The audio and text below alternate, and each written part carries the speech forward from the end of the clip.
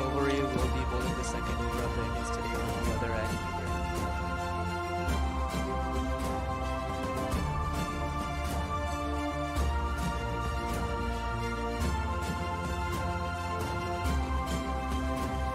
Shalon Khan getting ready to face her first delivery.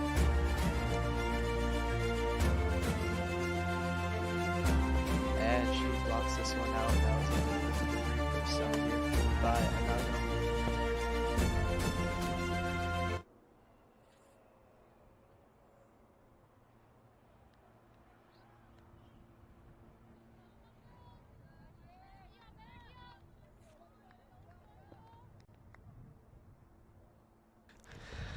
Second delivery coming up here by Anaga. And that is up in the air once again. And safely taken by Neha here. Shalon Khan departs for a two ball duck here, and Seattle is in a bit of trouble being 4 for 2 in the first 8 ball of the innings.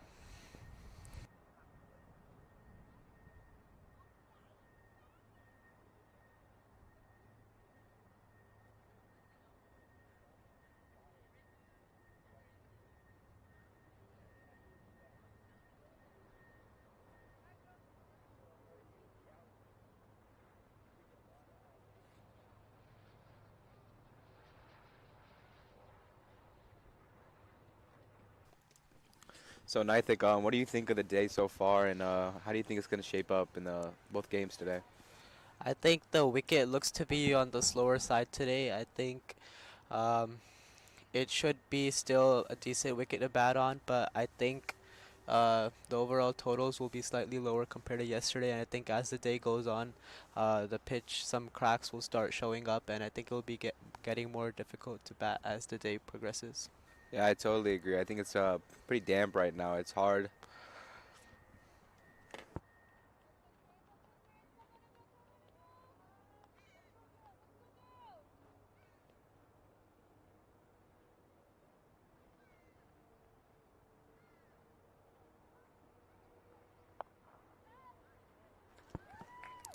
And that's pulled away for 4 runs by Isani here. First ball. Um, that was a little bit of a loose ball by Anaga here, straight after her wicket. And she will be looking to bounce back, but I think this delivery has given Isani a lot of confidence up here first ball, and she will be looking to capitalize on this confidence and carry on her innings to score a big one here.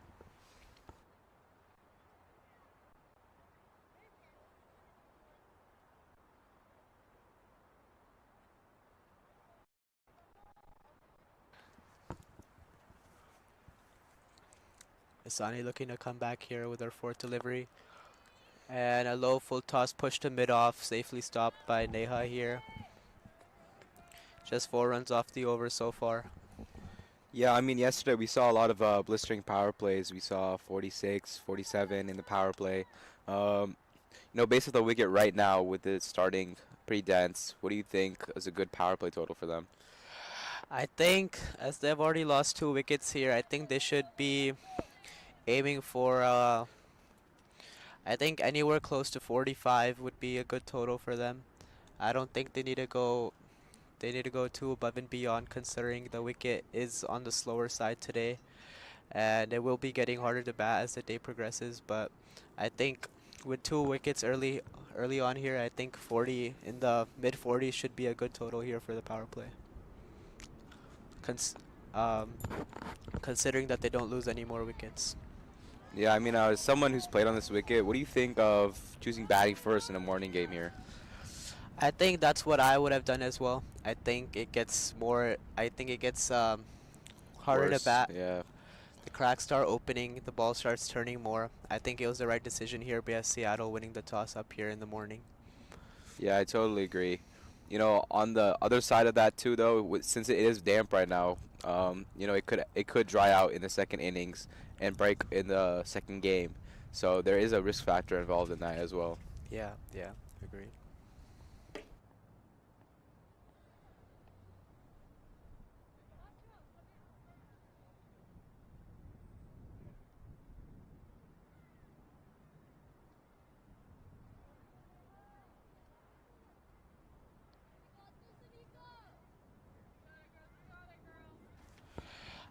8 runs here for 2 wickets, the first 2 overs here, but I don't think Seattle will mind that as long as they don't lose any more wickets, considering that they have such a powerhouse batting lineup lined up for them, and if they hold their wickets, runs will come. Yeah, I totally agree. I mean, they have such a deep batting lineup that they don't need to worry about the quick early wickets because there's so much depth in the batting that they don't need to reminisce over the fact that they lost 2 wickets. Yeah, yeah. This is another good delivery by Neha here, encouraging the batsman to poke at it, um, trying to get that outside edge, carrying to the keeper. I think this is the right idea by Neha here.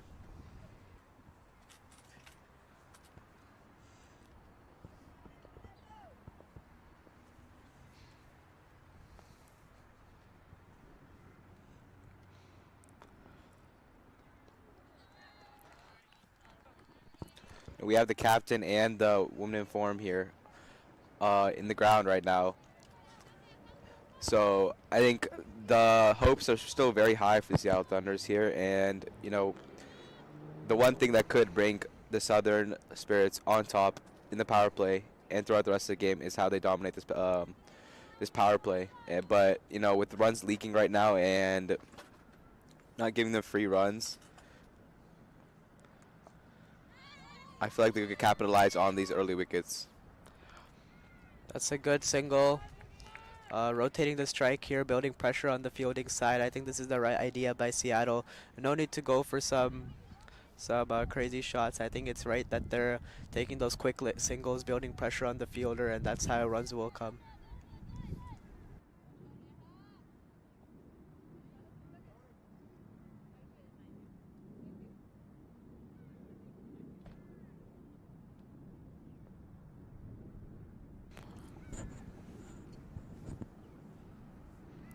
Neha coming in for a third ball, and that is a go out swinging delivery. Isani pokes at it and is not able to find any bat on that ball.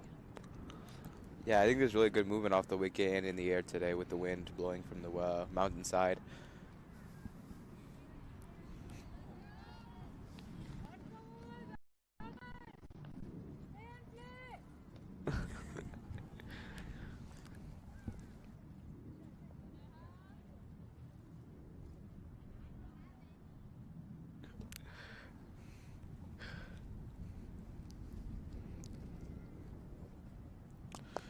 It's a great And that shot over mid wicket. It's racing away to the boundary there. Well placed by Isani. It's 4 runs on the board. Sani is looking in good touch here. I think that boundary off her first ball did give her a really good confidence boost, and she is looking to capitalize on that.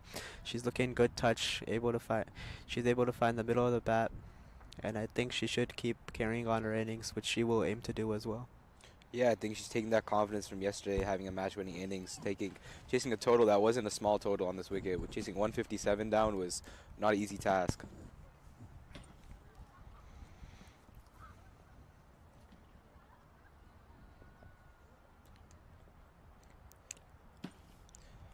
So I don't know if you noticed, but we have seen a couple balls go very close to that helmet back there, and we could be seeing a 5-run penalty in the future.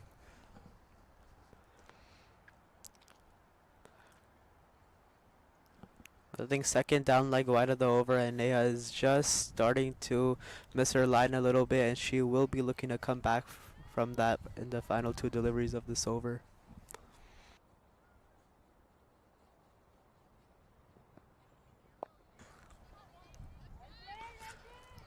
Just nudge there to point. From yesterday night, Dick, I feel that the batting has not taken that approach of taking those quick singles like I did see yesterday in the second game. Um, I feel like the batters are getting stuck at their crease and not able to get on strike. Also, compliments to the fielders putting pressure and taking those starts to stop those quick singles. Yeah, yeah, for sure, Suresh Chitnani. I definitely think that those 2 early wickets may play a big factor in that. I think they need to just start loosening up here and start taking those quick singles too.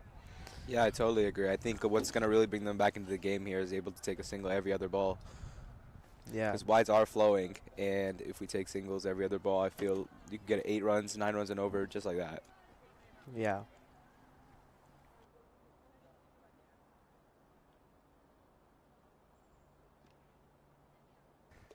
Neha coming in for the final delivery of her over. And it has been called a wide by the umpire. Third wide of this over. And Neha just starting to feel a little bit of pressure now.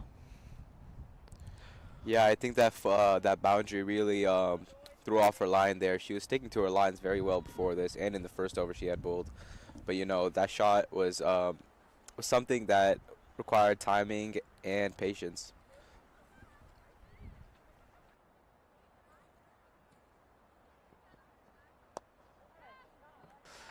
Another great shot there, looking for the gap again. Good use of the wrists, hitting those gaps very consistently and making sure these fielders are running and running to get the ball off from past the boundary. Yeah, a big over here. Um, uh, 13 runs coming off it, and Seattle has caught up on their run rate now. I think the pressure is just starting to ease off of Seattle and build on um, Southern Spirits a little more.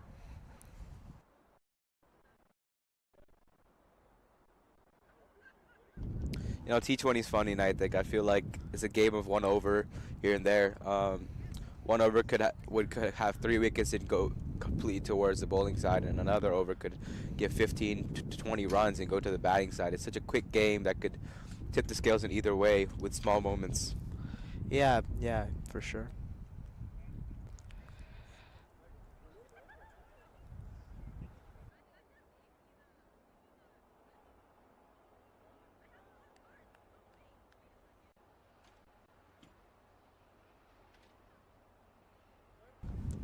I think it's the right decision by Southern Spirits here to bring on a spinner early on this innings because Toge is known to have slow turning tracks, and I think this is a good decision by Southern Spirits, reading the pitch well.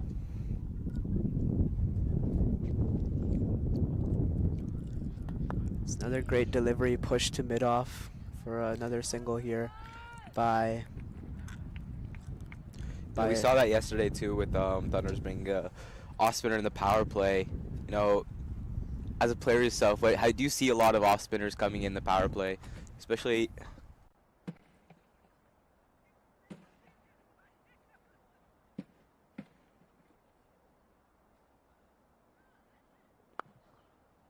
It's a top class shot straight over. 6 runs by Asani here, straight over the bowler's head, and I think she is carrying on her confidence from yesterday as well as early on today, and I think she will be looking to score a big one here. Pressure is on Anaga a little bit. Just seeing a replay of the 6 here. Step down the track to come to the pitch of the ball and beautifully launches it over the bowler's head for a maximum.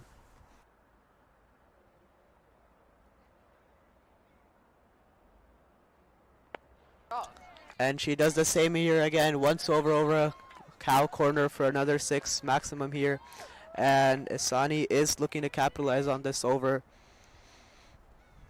Yeah, I mean, what a great use of feet twice now. Seeing some flight in the air and be able to reach the pitch on Tollgate is not an easy track to be able to step out, especially with the spin and turn and bounce on this wicket.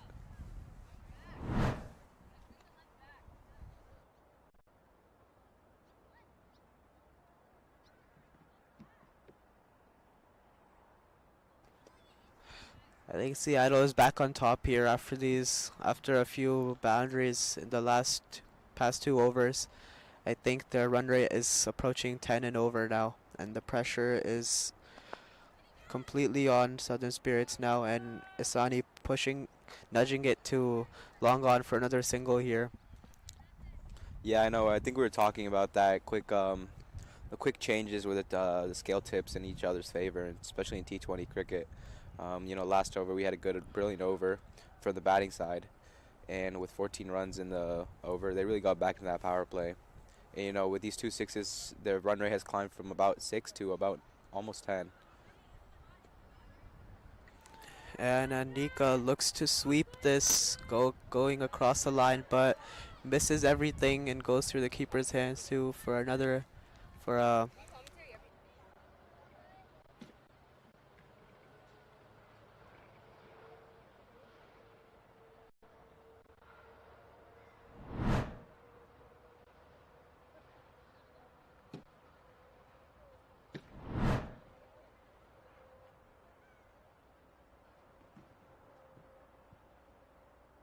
Darn it.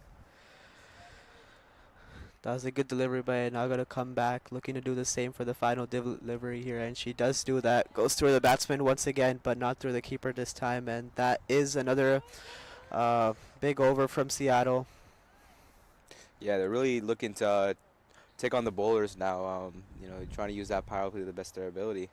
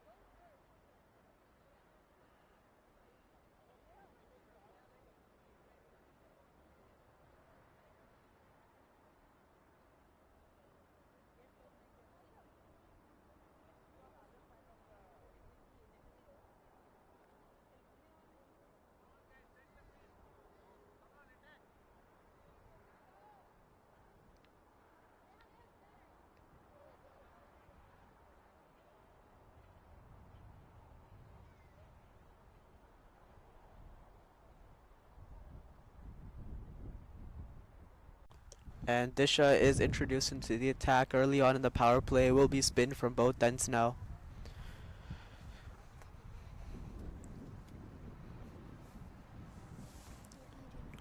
I think Isani is um, taking the role of making the quick runs here, while Anika is stabilizing the innings and making sure that no more wickets fall, which I think is a great approach by Seattle here. And Disha will be looking to pick up another wicket.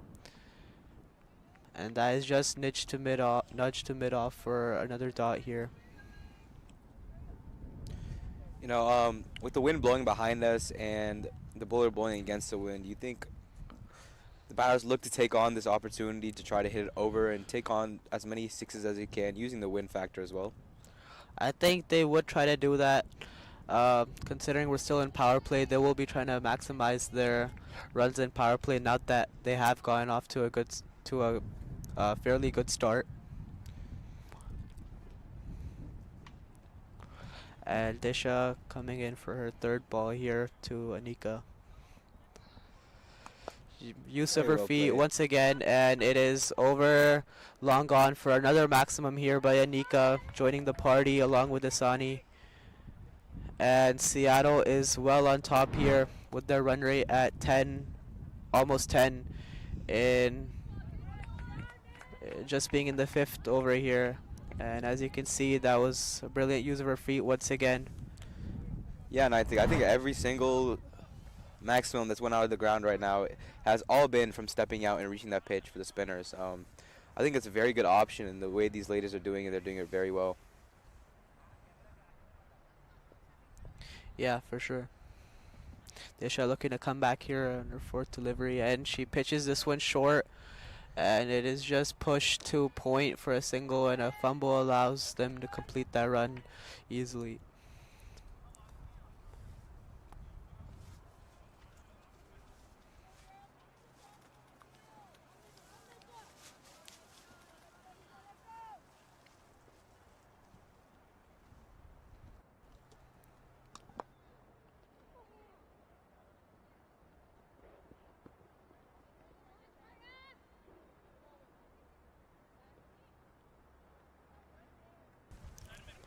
That was hit back to the bowler. Could have been a catch chance there, but just a bit away from the bowler. No, we saw this yesterday in the second game, first innings. There's a lot more strategy with having an anchor and someone just going after the ball. That's well hit again. Use of her feet once again does not go all the way for six, but that does go to the boundary for 4 runs here. And Anika is looking in good touch here, and this is the partnership that Southern Spirits would want to break, as this is the dangerous duo of Seattle.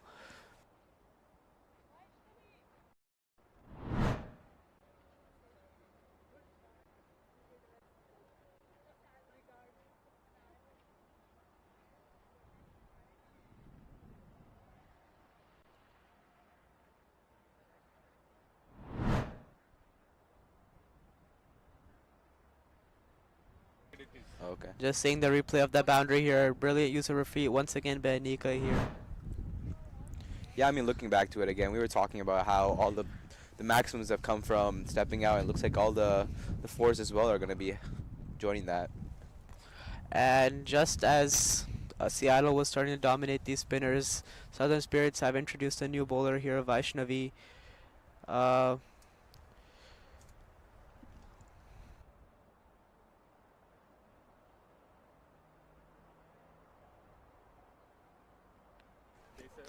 Southern Spirits have gone back to pace here after the past 2-3 overs of spin being capitalized by Seattle.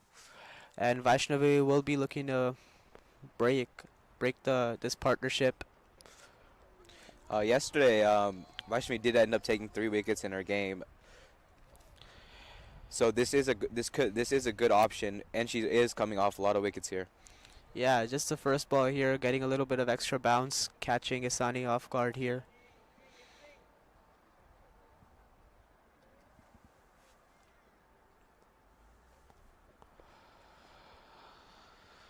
And that is a wide by Vaishnavi here. I think her pace seems to be a little bit slower than the rest of the bowlers, which which could still benefit her here as the wicket is also slow. And I think Seattle will be looking to capitalize on this over as it is the last over of power play as well.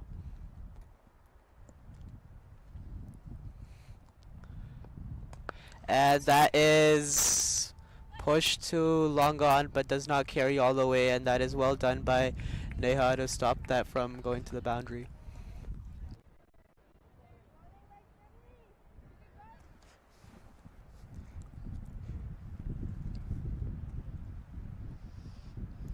Yeah, we're seeing all the flurry of shots come out right now. I think at the starting, they're playing very tentative, and after these last 3 overs, a lot of their free-flowing shots are going out.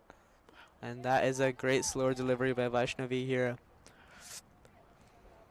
Anika just blocks this one out. 3 balls remaining in the power play here, and Anika will be looking to capitalize on those 3 balls.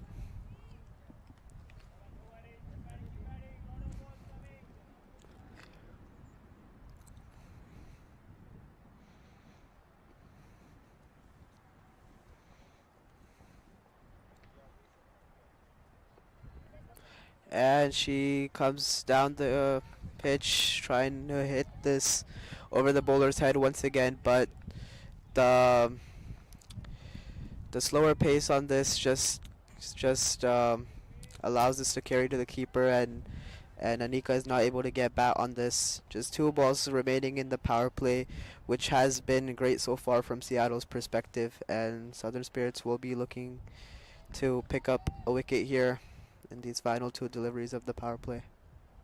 Yeah, I mean, this is one of the higher power plays of the tournament so far, with 50 runs and with 2 balls remaining. This could be almost a 10 run and over power play. Vaishnavi coming in for her 5th ball, and that is hit on the pads in the bowler, and a half-hearted appeal from the fielding side suggesting that that was going down leg. And 1 leg by run here by Anika. The final delivery of the power play coming up here. Vaishnavi looking to just not concede a boundary here.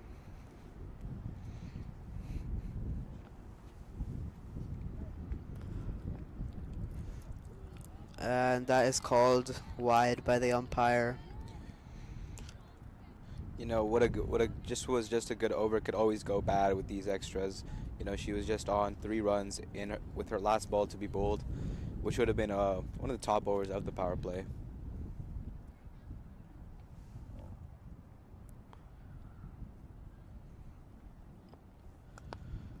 That's punched to short covers. Well stopped. Miscommunication here, and It is missed by the keeper. there was trouble for Anika here, but a fumble from the keeper has allowed them to complete this run. I think this may prove to be one of the costlier opportunities for Southern Spirits, missing out on getting Seattle's captain run out. As you see, Yeah, there was a ton of time there. Just a clean collection would have sent her walking back to the dugout. I think this was a really important point in the match which will be looked back upon on if the results don't go Southern Spirit's way. But still a long time to go for that. And I think Southern Spirits will just be looking to spread out the field a little bit more and try to create more opportunities, trying to break this partnership. Yeah, I think the longer that these two bat on the wicket, the worse it's going to be for the Southern Spirits. You know, they were in such a Thunders were in such a bad position at the starting, losing two early wickets. You know, captain and the and Isani coming in, really bringing it back and settling down all the troubles that were happening in the Thunder's dugout. Yeah, Disha will be looking to come back from her slightly expensive first over, and will be looking to make a comeback from It's that. a That full is toss ball. tossed up, and a fumble at the boundary allows him to complete 2 runs. Yeah, I think the game is going to be deferred on how they convert those ones into twos and how they take those quick singles, because it's really a game of just moving, getting off strike. A flatter delivery there. Good comeback ball. Asani just tapping this to short mid wicket here. Not taking any unnecessary risks.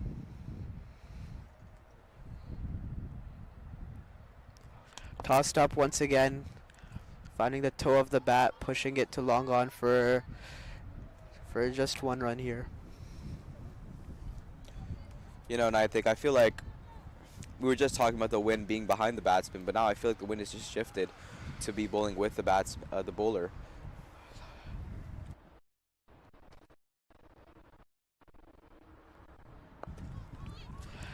That is just pushed to short covers, and the batters are able to complete 1 run here.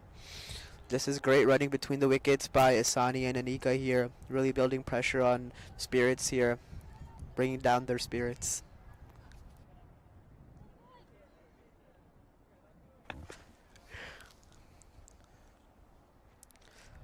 Final 2 deliveries of the over here, and this is pushed to long on once again, aiming to get 2 runs, but they will have to settle for just 1 here. Good fielding at the boundary there. You know, just looking at the field too, I feel the batters.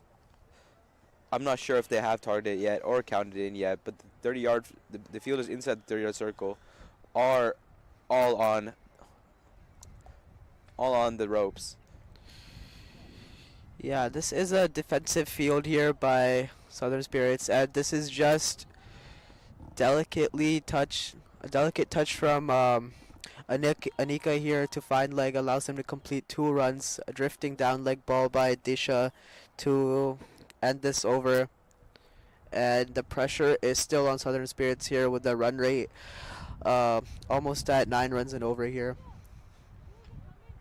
I think Seattle has brilliantly came back from their 2 early wickets with these 2 batters at the crease with a strong reputation behind them, proving to live up to that reputation and save Seattle once again. And they will be looking to bat throughout this innings here, which is exactly what the Spirits will be trying to not let happen.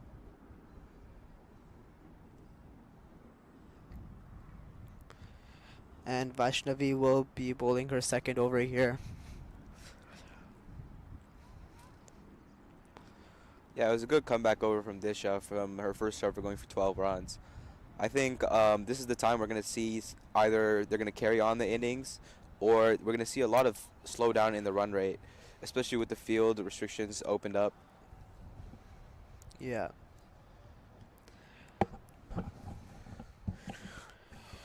Vaishnavi, her first over was a good one, just 5 runs coming off it, 2 of them being wides. She will be looking to control those wides this over.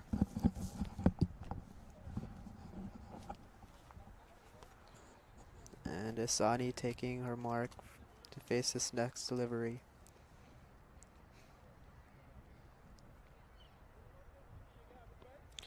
Another slower delivery here by Vaishnavi, just pushed down to long on for 1 run here by the batters. Yeah, I'm sensing a lot of movement in the air there, taking the inside edge of Isani's bat. She was really aiming towards more long offside, I feel, and it did end up going to long on. So there is looks to be some movement in the air and something troubling the batters.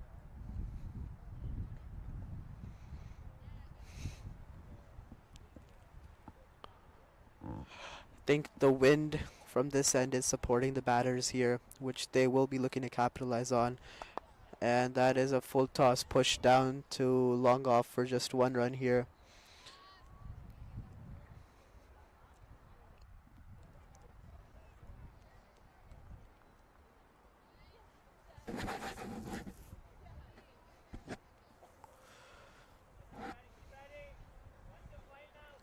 Isani already at 33 off 21 here. Great, great innings by her so far. And just pushes this to backward square leg and does not go all the way, but they are able to complete 2 runs. This is great running here by the batters.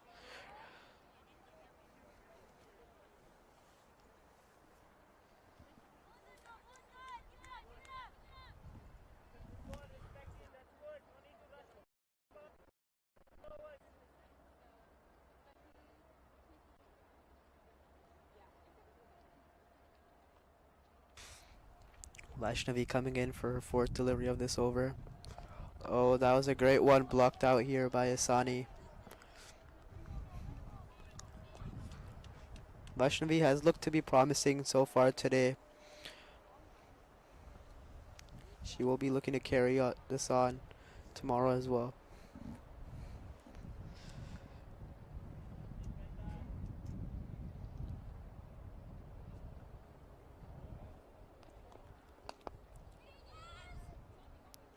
The batsman really having to wait on the delivery on a slow pitch is proving to be a really good upside for Vaishnavi here, as they're just not able to come to the pitch of the ball and and pick those balls up early like they have been doing to the spinners. I think this is great bowling by Vaishnavi here, and she will be looking to finish this over off well. And a fuller delivery here, just pushed to long on for 1 run.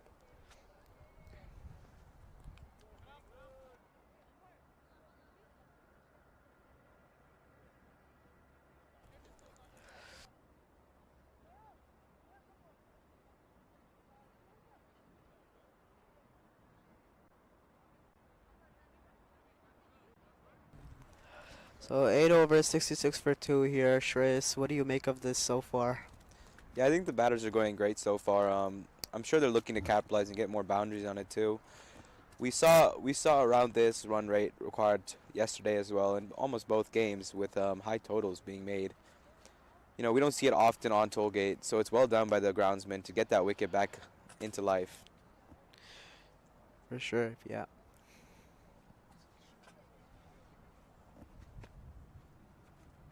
So and I feel as the time goes by, with the cracks forming, do you feel it's going to be more of a spinners game? Do you see that more spinners are going to be bowling in the power play throughout the tournament, or do you feel like that the teams are going to stick with their pace bowling options and try to just go the natural way? I think I think they would definitely try to bring their spinners on with the reputation of this pitch being more of a spinner's wicket. But I think these batters have done great so far to really use their feet and get to the pitch of the ball to cover that spin. And I think that is one of the factors which will help the bowling side decide if they want to continue with spin or carry on with pace, depending on how the batters are using their feet and approaching the game.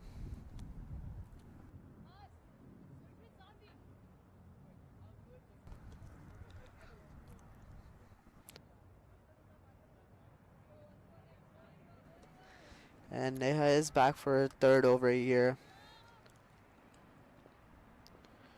bowling to Anika here. Great ball, really tempting the batsman to go for that cut.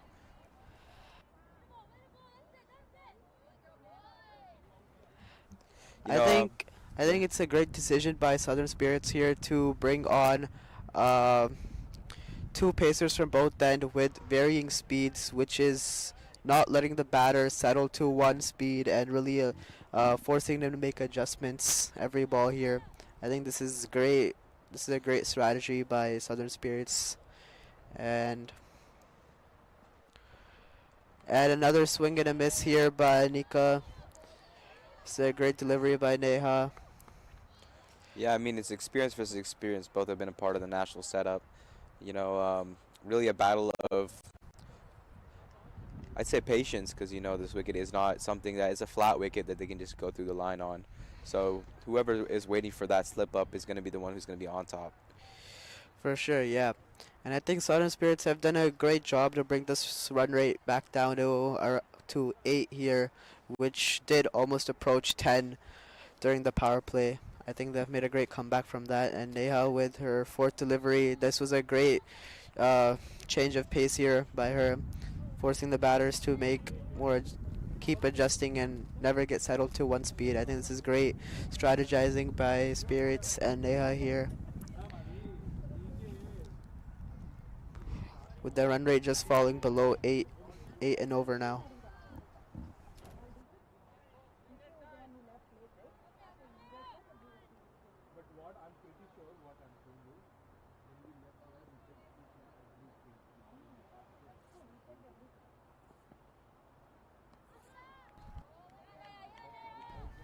Another great delivery by Neha here, wide six stump line, and Anika is not able to get any bat on that either. Four dots piling up now, and the pressure is starting to build up on Anika now. With just one ball left in the over, she will she might just look to play this out and get through this over and capitalize from the other end, where she will have the support of the wind as well.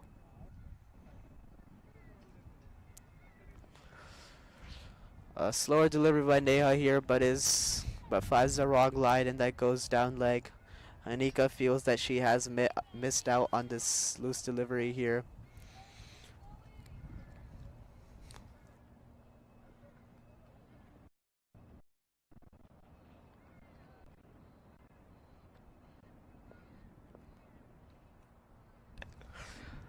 Neha looking to finish off this over well. Outside edge to short third over here, and a small little fumble allows him to complete one run. The pressure still building up on Anika, but she will be looking to put this pressure back on the bowlers from the other end, where the wind will be supporting the batters.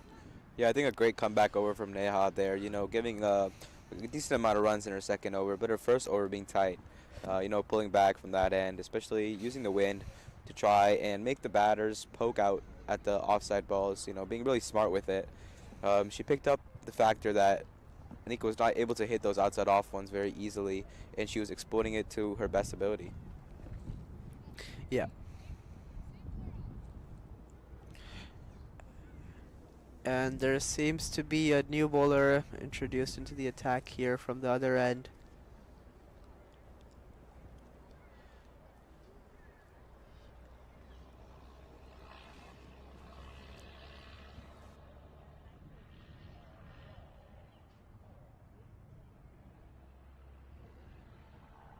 Okay, And Aishwarya will be bowling. that was good. Aishwarya Moturi will be bowling here from the other end. Pace from both ends here now.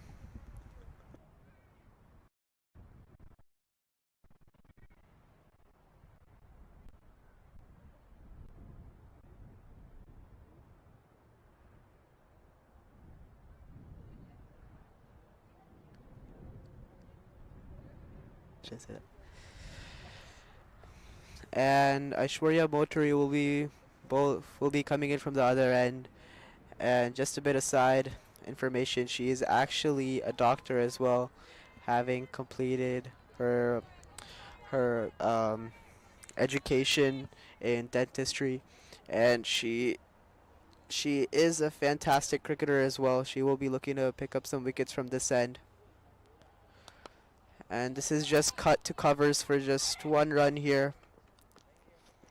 Yeah, I think a lot of women love the game of cricket, but never had the opportunity to play early on in this setup.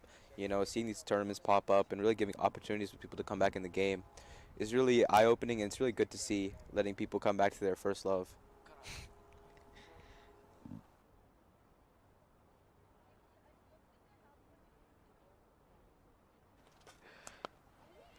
It's hit through covers. It's gone. It's racing away to the boundary, and it's just stopped before that. Longoff got a great effort to reach that ball.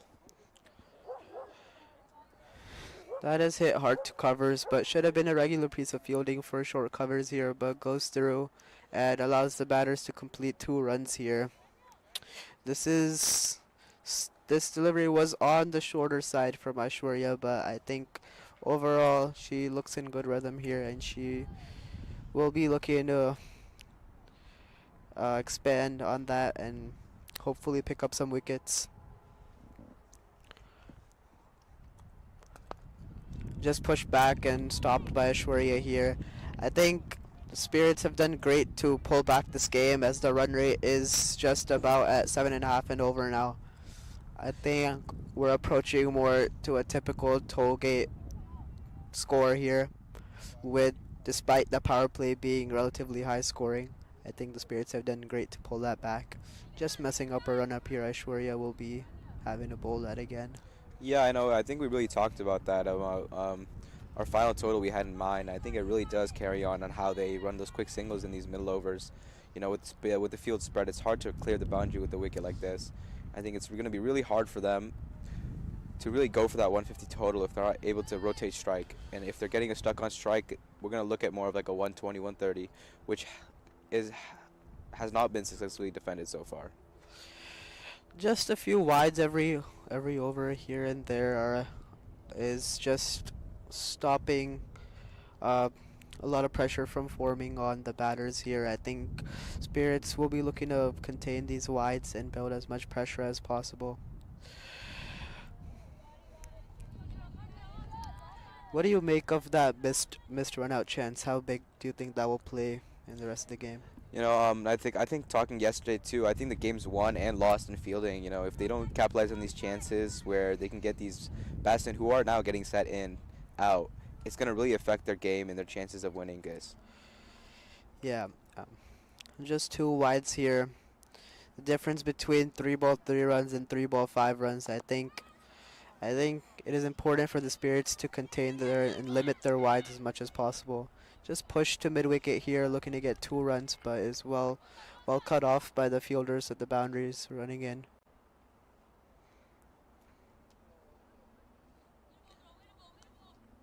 You know, what are your thoughts on like this tournament bringing a mix of youth and experience together to try to like grow the women cricketing community in the U.S.? I think this is an absolutely great initiative by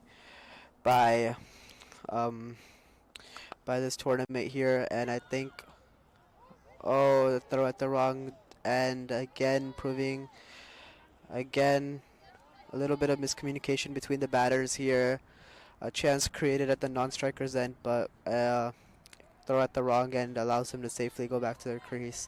I think these are the half chances that the Spirits need to capitalize on. And going back to your question, yeah, I think this is a great initiative by the Seattle cricketing community here to really form this tournament, and with the with the intentions of expanding women's cricket here, and I think giving them the opportunity to play on these wickets among these facilities with all these resources and everything is really well done by the Seattle cricketing community here.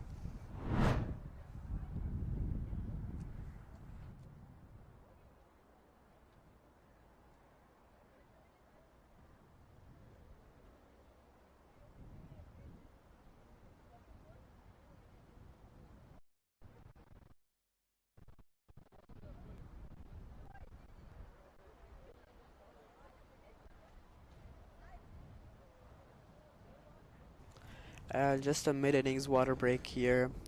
I think the chats with the Southern Spirits here will be to really capitalize on those half chances, contain those wides. Really looking back at the scorecard here, you can see that both openers gone for a duck. Um, well done by Neha, taking those early wickets. You know, especially losing those two early wickets, especially in a power play in a T20, could really affect mentally on a team. But it's very well done by the captain and Isani to get back into the game, especially with Isani playing at a great strike at 144. Yeah, I think this is absolutely really well done by both of these batters here, forming this partnership. And with still a lot of batting to go for Seattle, I think this was the important partnership that Seattle needed after those quick two wickets. Especially shout out to Isani's innings here, 39 off 27, really putting the pressure back on the bowlers while Anika is just rotating strike and um, and not allowing any more wickets to fall.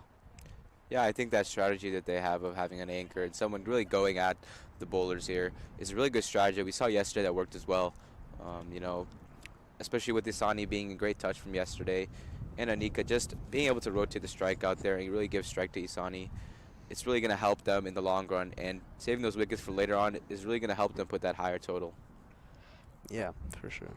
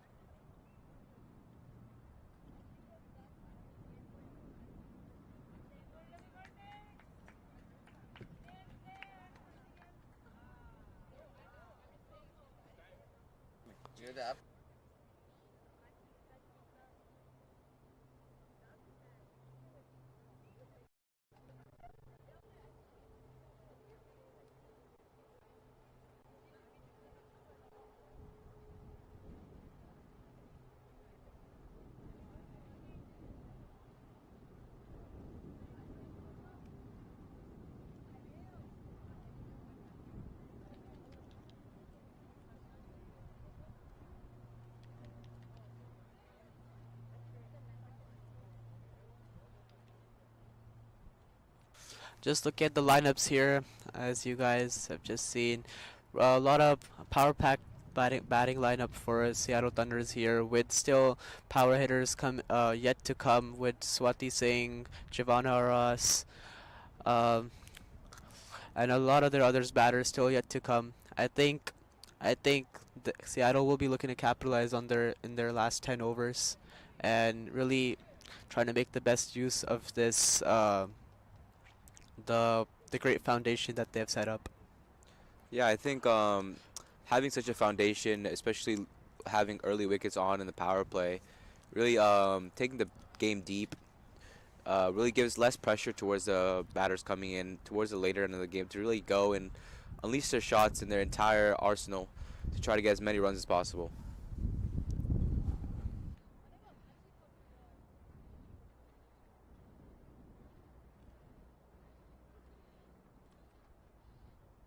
Looking at the score chart here, we can see a bit of a flurry of runs in the 3, 4, and 5 overs. But after that, the Southern Spirits pulled back very well to keep it below an 8-run max for the next 4 overs after that.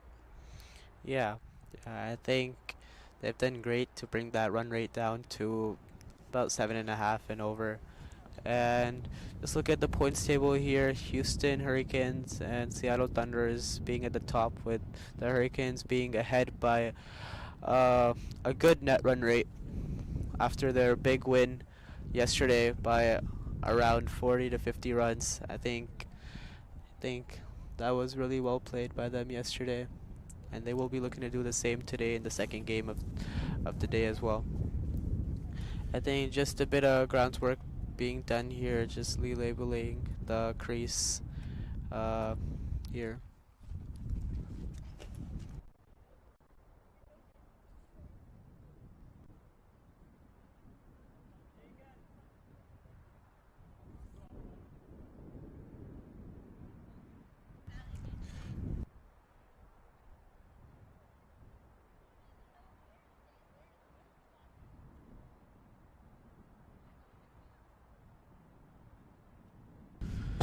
Just a little bit of interruption in play, just some groundswork being done. I think allowing both the teams to catch their breath and um, gather their attention and really focus back here.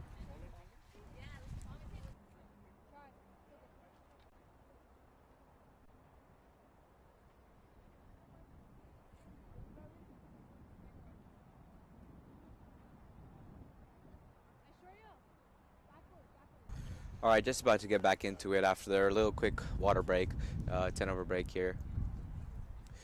I think what do you feel as you're watching the game right now? What do you think the final score could be in the first innings?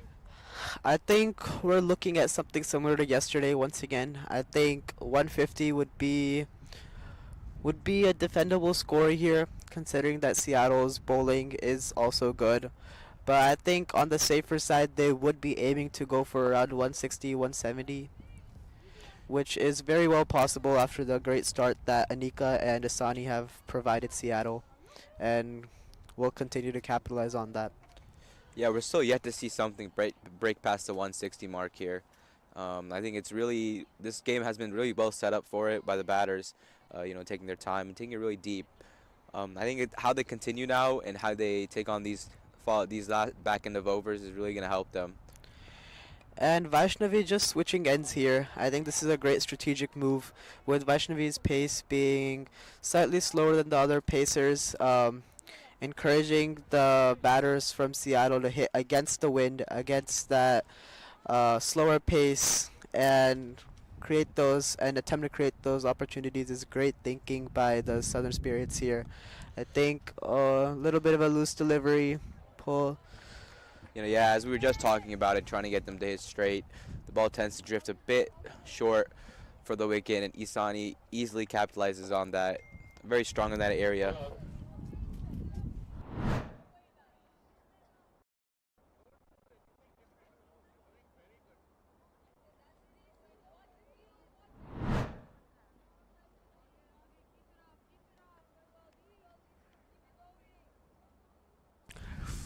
Yeah, I think the intention of Vaishnavi should and will be is to pitch it up here and really encourage the batters from Seattle to hit straight. Just like this delivery up in the air, and the It's catch is dropped by the long off fielder here. As we were talking about this again, these chances are what is going to be very vital to this game here. We saw an early chance with Anika in the start with the run out, and now we see another drop catch of the woman in form, Isani. Yeah, I think this will definitely prove to be really costly. Anika and Asani both have been given uh, several chances, half chances here, and I think Looks to be hit a bit here. I think it might have just slipped through and hit her on the face. I'm going back to it. These fielding opportunities are really going to be costly in the end game, and as a team, I'm sure Southern Spirits are going to analyze and talk about this after the game as well. Especially dropping two big fish and giving them lives is really going to play a toll on them. just as you see, just able to come under the ball, but just not able to fit it. I think just misjudges that a little bit, comes a bit too much forward, and the ball hits her straight on the face here. I think she seems to be okay now, which is good news for the Southern Spirits. But I think this will be a really big missed opportunity. But shout out to Vaishnavi here for executing the plan really well. Just as we were talking, getting the Isani to hit against the wind. Um, and even better was that she bowled wide and full, which encouraged her to hit to log off just where the fielder was placed. Unfortunately, Southern Spirits weren't able to capitalize on this chance, but I think this is really good execution by Vaishnavi after that one loose delivery, and she will be looking to do the same in the final delivery here. Yeah, I think it's really important that the fielders support the bowlers here, and especially when the bowlers create a chance. It's really important to back them because those opportunities don't come very often. Yeah, yeah, and a great over once again by Vaishnavi. Just one boundary coming off it, but I think still creating those chances, and Southern Spirits won't mind that.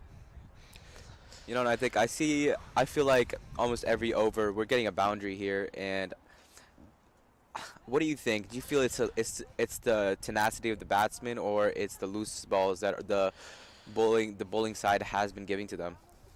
I think it's a bit of both. Obviously, both these batters are really good at what they do, being in the national setup for a long time here, well experienced. But I think they've also been given those loose deliveries, which they would obviously capitalize on, being such experienced players. I think Spirits are just not allowing that pressure to completely pile up, which will be costly for them as they are trying to chase down this total later on in the day.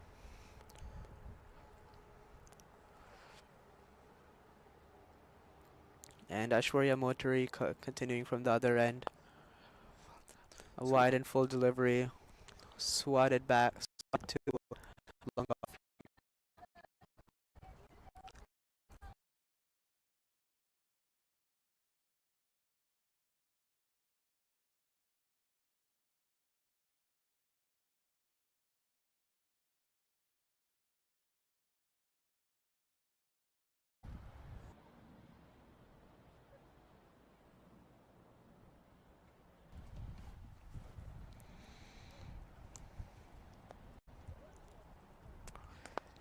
it's cracked through covers there, and it's racing away to the boundary, and it goes for four. It's a brilliant shot here by Asani, approaching her 50 here, moving on to 49 off 30, just 33 deliveries here.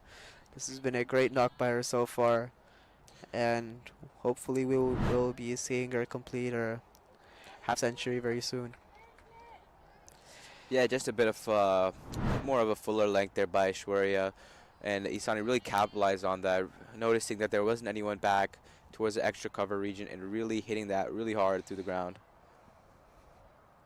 Yeah, I think that was an excellent shot by Asani. Not too bad of a delivery, just a little bit of extra width, Oh, and that but is edge, and that does complete Isani's 50, the second one of the tournament. And it is all cheers from the Thunder's dugout, especially with Isani being able to carry through the innings. brilliant knock by Asani here. Coming in at a tough time and be able to carry like this is very, very mature of her. I think Ashwarya is doing the right thing here, um, forcing the batsmen to really play away from their bodies, poke at the ball. But I think it's just the pure mastery and experience of these batters.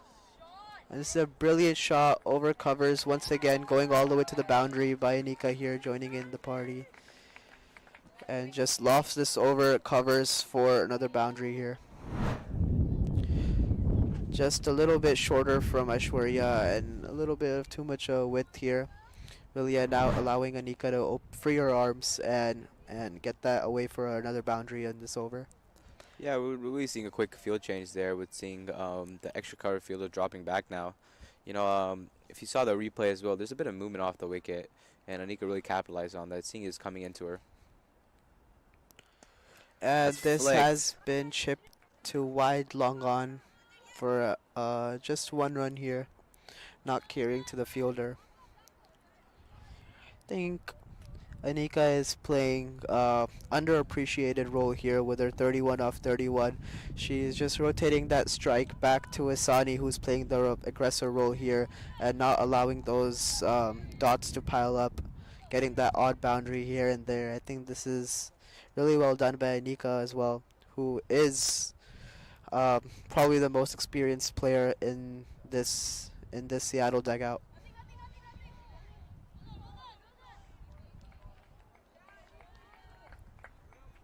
Good comeback delivery by Aishwarya here to finish off her over. And the run rate just approaching 8 and over now. Seattle will be looking to make the most out of this and really capitalize on their last 8 overs here.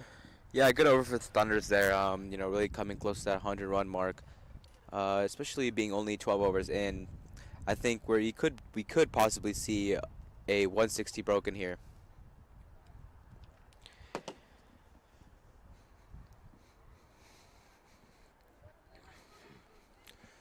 A great day for cricket here in Tollgate Farm Park. With a brilliant mountain behind us. It's always a great day to play cricket here. And a great place to play as well. Beautiful sceneries all around here. Temperature also being pleasant, being in the mid 70s with a slight breeze.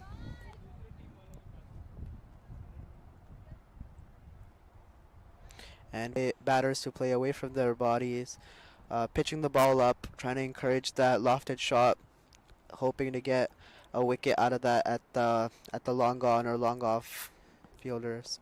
You know, being in the commentary booth, you get a new angle of the game.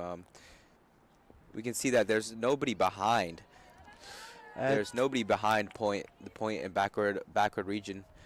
You know, which were just out before the boundary there, which is where a lot of runs could be made, especially with the lines that Vaishnavi is maintaining, with a little nudge here and there. That is almost to every single ball, with having the entire backward region open.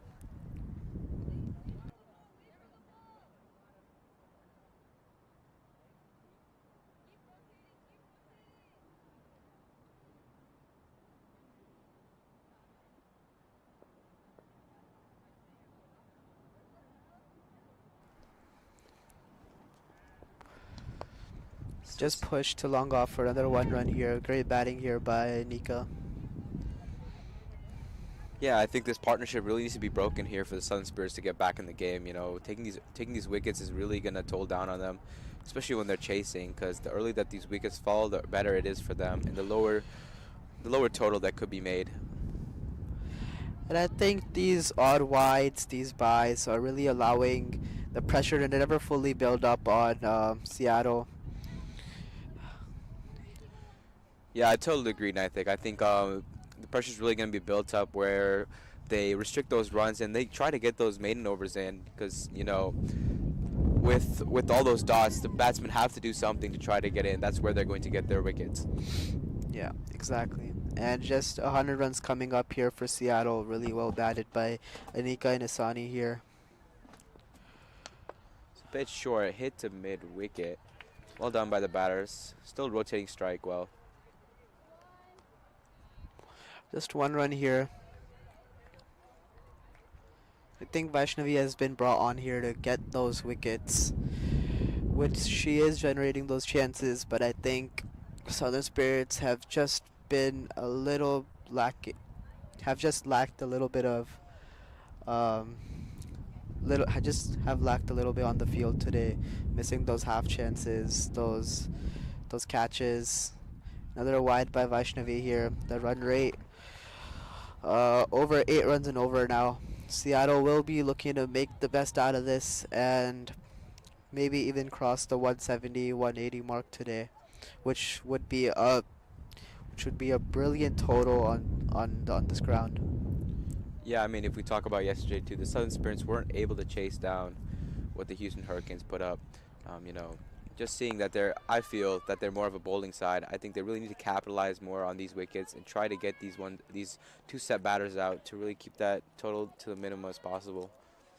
I think if we let it ride to 170, 180, we're going to see a bit of a one-side game here, is what I feel.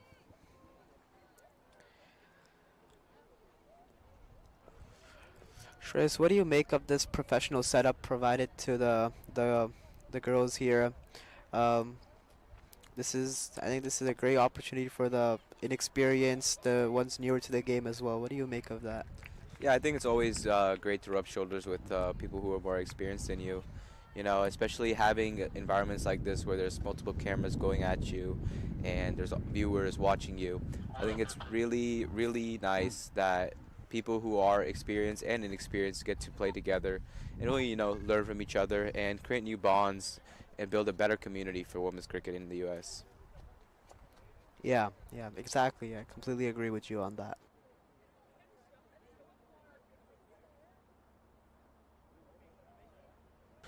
You know, going back to just looking at the live as well, there's a lot of different angles that we see in play. You know, we get ball tracking, we get straight on. It's great. We're very well done by Crick Center as well to, you know, have this set up and make sure it goes smoothly like this for everyone and the entire tournament. Yeah, exactly. And Vaishnavi just completing her spell here. The end of a good spell. Chances generated. 27 runs in her 24 deliveries. I think considering that the run rate is 8 and over, I think that was still a good spell by Vaishnavi, where she could have had a few more wickets than what is visible on the scorecard. But yeah, and a new bowler introduced here by the Spirits, which will be bowling, against the wind.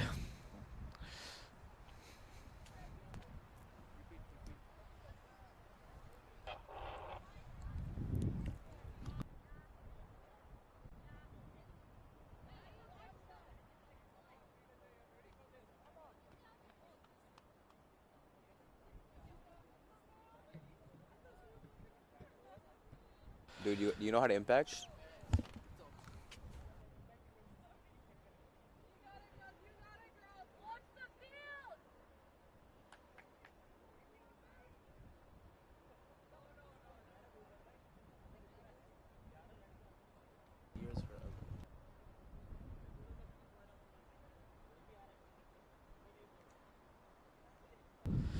All right, and start of the 14th over. New bowler here, Shrilaja, who is the impact player here for the Spirits today. And a little bit of a misfield by Sanvi out at backward square leg, but still just 1 run. I think Shrilaja will be looking to find her line and like a little bit better here, just getting warmed up. I think first leg spinner of today's game introduced here in the 14th over. I believe that is the second. I think Disha was also bowling leg spin. Yeah, apologies for the confusion. This is the second leg spinner introduced by Southern Spirits here. I think it is a difficult end to bowl against too, especially with the wind blowing against her. You know, it's gonna really tempt the batsman to try to go and use their feet and step out, try to hit those big ones. And just as you're saying that, they did do exactly that. Just not able to find that elevation on that and just pushed too long off for 1.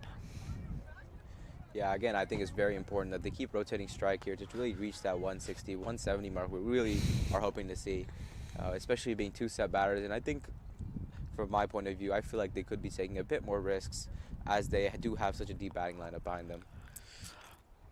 Yeah, yeah.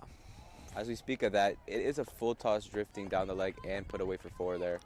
You know, a lot of loose balls are still coming in, and the Southern Spirits are never really going to be on top if they keep giving these loose ones. Really played by Nico, just capitalizing on those loose deliveries here and there, never allowing that pressure to build up.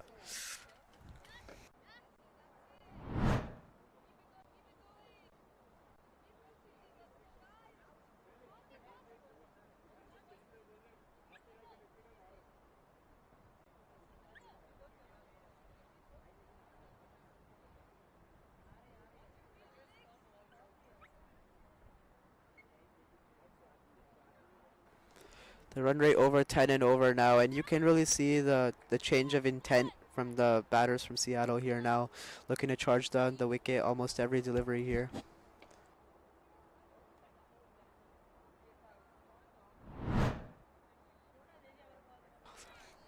You know, really looking back to that replay, you know, these free runs are really going to be biting the Spirits back. Again, you know, it's never over until the last ball, especially with T20 cricket. The game could go any way, in any place. By Shrilaja here to finish off this over. And the run rate falling below 8 and over now. I think Seattle will be looking to take those chances now, knowing that they do have batters still yet to come with immense quality. Yeah, I mean, looking at the balls that have been played too, Anika was dragging a bit down, but she has caught up with herself. But if we look at Isani was playing at about a 150 striker, but it's really, really gone down. And it's well done by the Spirits. It really shows how much they've been trying to control them. But I think, from an outsider's point of view, I feel these boundary balls, these loose balls, are really what's biting them back. And I think, especially with their efforts that they're doing in their bowling, these 1-2 balls are really changing the momentum and not getting the batters under pressure. Yeah, exactly. And I think there will be a change of ends here for Aishwarya, who will be bowling against the wind now. She could be doing, she could and likely would be aiming to do what Vaishnavi is doing, keep it away from the batters, pitch it up, encourage them to play those shots down the ground and hopefully create those chances.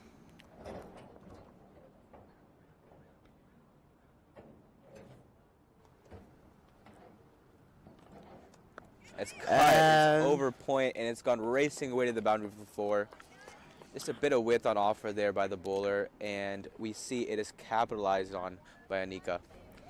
yeah, brilliant shot of immense quality here by Anika, approaching her 50 as well here. Has played a great supporting knock for Isani and is now really starting to join in on the act and really find those boundaries and take those risks now. Yeah, I truly believe that being able to rotate strike on will is really an underrated skill in cricket these days, especially with a lot of maximums and boundaries being hit, and you don't see many singles being taken, especially on these tough wickets that aren't as flat. Being able to rotate strike and capitalize on those bad balls is really going to help them. And as we talk about it, it's sent to deep mid wicket, and it is dropped once again. These chances are meant to be taken by the Southern Spirits, and that is twice. And it is a 6. It is called a 6. I think her leg might have just crossed the boundary rope there. We're waiting for a replay here, just to see. And that does bring up the captain's 50, a well-played knock by Anika Cole in there. Very mature, very supportive, and very smart. Yeah. Starting off slow, Anika has done brilliantly to catch up on that strike rate and really get to almost the same strike rate as Isani now. And just called wide by the umpire here. I think Seattle is approaching is past 8.5 runs and over now. I think these are the crucial overs for both teams now. Seattle has done well to hold their wickets and build the innings, and now they will be looking to capitalize in the last 6 overs, while the Spirits will be looking to contain as much runs as possible. So it does stay a bit low, and as we were talking about earlier in the day, and I think the wicket is really breaking up now. We can see the uneven bounce in the wicket. It's not going to be a easy task for the Southern Spurs, especially losing the toss on a wicket like Tollgate, to be chasing a big total. So it's really important for them to break this partnership and get one of the batters out. Yeah, exactly. Tollgate is known to be a bowler's paradise, and it just moves more towards that reputation as the day progresses. I think it was a really good toss to win for Seattle, and they have done great to capitalize on that too. Already 13 runs off the over so far. Aishwarya 31 runs off just 2.3 overs so far. She will be looking to come back in those final 3 deliveries, but I think just the immense quality of Isani and Anika here to capitalize on even those half loose balls to really keep building pressure on Spirits and make as much runs as possible. I totally agree. I think a lot of the boundaries that were hit weren't very bad balls. It was just very smart batting by the batters here. Able to hit that gap and be really smart with it. We haven't seen much of it towards the back end now, but that use of feet as well towards the spinners was very, very good. Very smart of them, especially catching the flight very early on. And that has been skied once again, and it's taken by the long off fielder this time, and Isani departs for a well-made 53 off 42 deliveries. And Aishwarya has executed the plan once again, bowling with the wind against the wind for the batters, encouraging them to play that shot. And a really good catch here at long off by the fielder, really breaking this partnership, which was really crucial for the Spirits. And hats off to Aishwarya, the fielder, and overall the execution of this plan, and everyone who contributed towards it. Yeah, I totally agree. And now Swati Singh walking in, a powerful batter from yesterday, being able to clear those boundaries with very ease and very, very good timing behind the ball here. And it's really nice to see that she was promoted a slight bit to really take on these last 5 overs and try to maximize that big total that they're really looking towards. Yeah, yeah, exactly. I think Seattle will be looking to go full on here. I don't think they would mind any losing any more wickets now, considering that there are only about 5 overs to go after this, and they still have 7 wickets left. Of and of those 7 wickets, they're all quality batters. I don't think Hmm. their main goal here will to be to save wickets, but rather to make as much runs as possible now in these final 5 overs. Okay okay, मुझे लगा यहाँ कुछ नहीं है उस side, मेरे को वासिद भाई ने बोला ठीक है, मुझे लगा यहाँ तो कुछ नहीं होगा, यहाँ पे तो निकल जाओ। हाँ नहीं, इसमें सुबह 4 चक्कर लगे हैं ऊपर नीचे इसको कैमरा सेट करने में। Okay okay okay, sorry sorry, ठीक है, थैंक यू। चल ओके, चल ऑलराइट, बाय।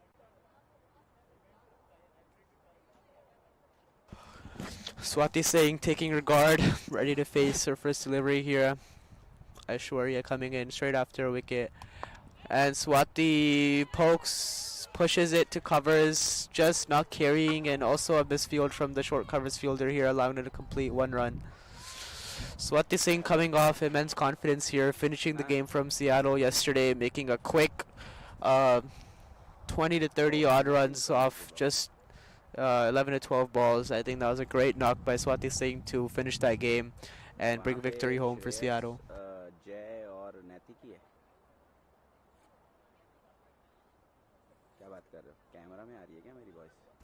मैं दूसरी साइड कैमरे में हूँ, एक कैमरे में। You know, now we're getting into the back end. We still have a very set batter on strike. You know, okay okay, it's a mix of experience, and we see that, you know, just mingling with people who are in the national setup and people who are coming मैं up. विशाल से बात There's कर a रहा lot हूँ, of growth but to मैं be तो made. ये अपने डगआउट वाले इसमें स्कैफोल्ड में ऊपर हूँ। Yeah, yeah. Just moving into the final stage of the game. मैं Just अपना 5 overs to डगआउट वाला go. स्कैफोल्ड है, उसमें मैं Um, ऊपर हूँ, कैमरे में Anika पता is नहीं well कौन set साइड now. पे She थी। will be looking to take on pretty much every okay ball. ठीक है, As Swati saying, we know what she can do. She will be looking to do the same from the other end as well. I think this is a crucial stage of the game now, which will be the difference between those 150 odd runs or potentially 170, 165, 175 runs, which will be crucial later on in the game. And just Srilaja coming in for a second over. Half-hearted appeal here. Not called a wide either. A good delivery by Srilaja here. Swati Singh not able, attempting to push that to deep square, hopefully get a boundary, but not able to do that this time. Just checking that again. It looks a bit high there. Half-hearted shout. Great And shot. And it's gone. And stopped by the deep square leg fielder there. yeah, yeah, just swept to deep square. While Sanvi Madan does well to just contain that to just 1 run here. You know, looking back to it too, you know, whenever the ball meets Swati's bat, it goes racing away. Really a lot of power behind the bat there. And now the well set batter back on strike. She misses this one. वो orange bucket You know, I think it's really tough as a leg spinner to be able to bowl that flat angle, and Srilaja is bowling really well at that. You know, really giving that flat angle and getting the turn off Hammer as नहीं well चाहिए। is really वो difficult to bucket में। hit. Bucket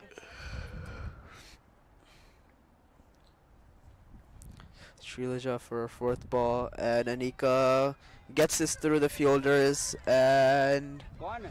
will go all the way to the boundary. And Anika is set back. Swati Ring denied that double here.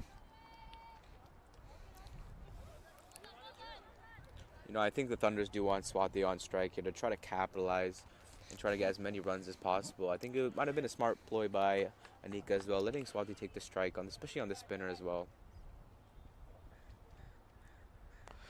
And full toss missed by both of the batter and the keeper here, allowing them to camera हिल रहा है। get a wide +1 here. So 2 runs off wides here now. You know, good over so far. Only 4 runs given with 2 balls remaining. It'd be really good for Srilaja to finish off this over with below like 6 runs.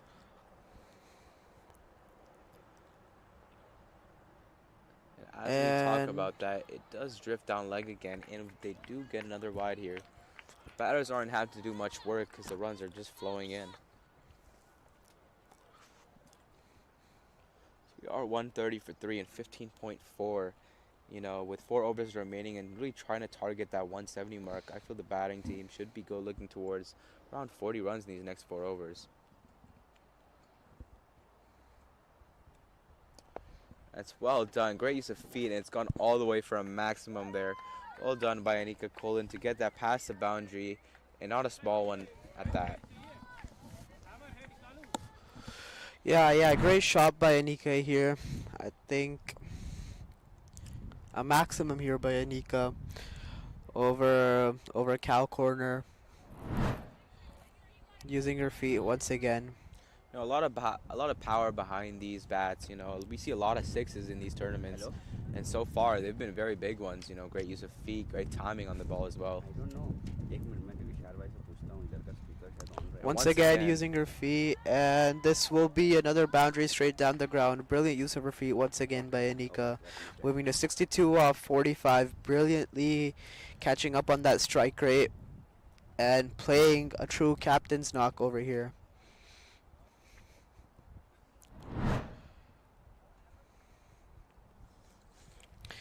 Yeah, I think the the really important point for Southern Spirits here are those wides in every over. As you can see, the first four deliveries, just two coming off them, and then two loose deliveries, allowing the pressure to move back to the Southern Spirits away from Seattle, and then with the quality of players they have, Anika Colin capitalizing on those final two deliveries once again पर बंद करके रख and making best use of that 16th over. And Aishwarya Moturi will finish her spell from the other end, bowling her final over, going at just over 10 runs and over right now. We'll be looking to bring that down this over. And just as we speak, another wide in the offside here. I think it's really funny to see that we talk about last overall. The first four balls would really make you think that it's going to be a really good over, but you see just a small change in liner length is getting really capitalized by the batters here, and the way that the favor just tips towards each side every single time, in all the overs is really, really fun to watch. Yeah, I think I think the bowling side doesn't have to do much in this type of wicket. All they have to do is just keep their line and length good and really force the batters to work hard to make those runs. Yeah, going back to that brilliant shot by Swati to hit it through covers there. That's a very well pierced gap, knowing that there wasn't anyone out. Really smacked that with a lot of power behind it. Yeah. Swati Singh coming off immense confidence and good touch You can see that today as well. And the pressure is on Aishwarya now. She will be looking to come back from that now. I don't think they need to do much. Just keep it simple, keep it on the stumps, and another offside wide here, and another run on that too. So two wides here now, and Seattle is already approaching that 150 mark with still almost 4 overs to go. Yeah, I mean, talking about experience too, I think Swati and Aishwarya do practice together. So it's a battle of, I'd say, friendship and, wits in the end of the day, especially knowing how each other bat and bowl. Yeah, Great use of this feet there, smacked over the bowler's head, and it's gone racing away to the boundary for a one bounce four there. Brilliant shot, good use of feet by Anika Colin, really taking it through for her team. Yeah. Run rate just approaching a 9.5 now. As we saw in the middle overs, it was just 7.5. Really coming back from that. Anika Colling taking charge of this attack in the final overs. Um, this has been a brilliantly well-paced innings by her so far, and she will be looking to expand on this still. A full toss delivery will not be able to find the gap, and just one run here. Ashwarya just hoping to close this over out without conceding any more boundaries in the final three deliveries. And Seattle has approached that 150 mark too.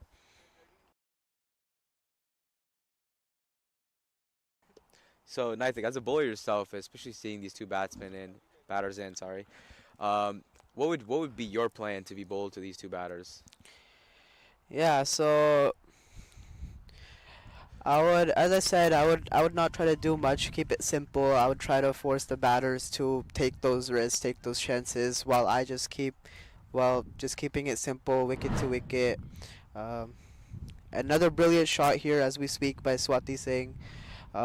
Just swatted to wide of mid wicket for another four, and she's looking in great touch today. Already 10 off 5, and the run rate here being 9.36 already with still 20 deliveries to go. And Seattle would actually be aiming for that 200 mark now.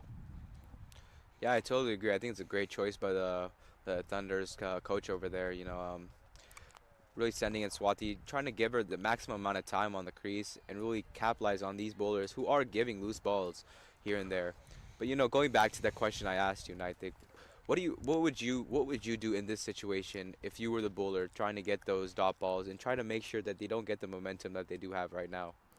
Yeah, yeah. So Shreyas, as I just said, I would just keep it simple. I would encourage. I would actually force the batters to take the risk while I just keep it simple. Probably change up, have some variations, change up the pace, really keep the batters thinking, but not try to do too much. Just keep it simple. Yeah. Yeah, I totally agree. I think what's really been ticking on the scoreboard is that try they're experimenting to try to take those wickets, which is really giving the batters and the entire Seattle Thunder's team great liveliness in their dugout. They're still getting those runs from one source or another. And talking about that one more time, it was an expensive spell for Aishwarya. First over had a lot of hope, but after that, the batters' experience really took it over.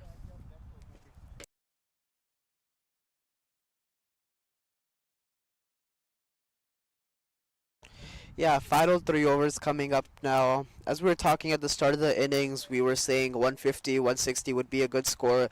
Seems that Seattle would be going well beyond that. Probably close to that 180, 180 mark would be what they would be aiming across. But I think they should be able to do that pretty with ease. I think they would actually be probably aiming to reach that 200 mark.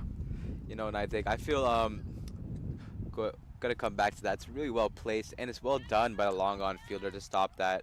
It was racing away to the boundary. Well done, just swatted back, and they do get two on that.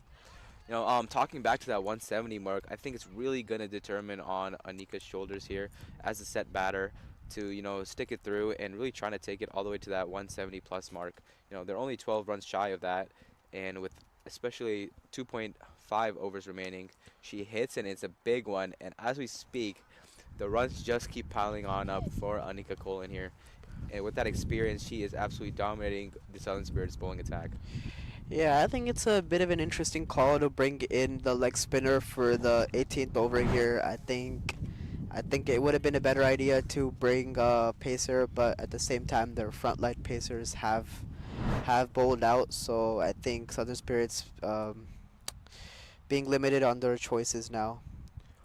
Yeah, I mean, I do understand from a captaining point of view as well, because especially when everyone is getting absolutely sent by the experience of these batters, it's really hard to make a decision on who to bring in and who to bring in when.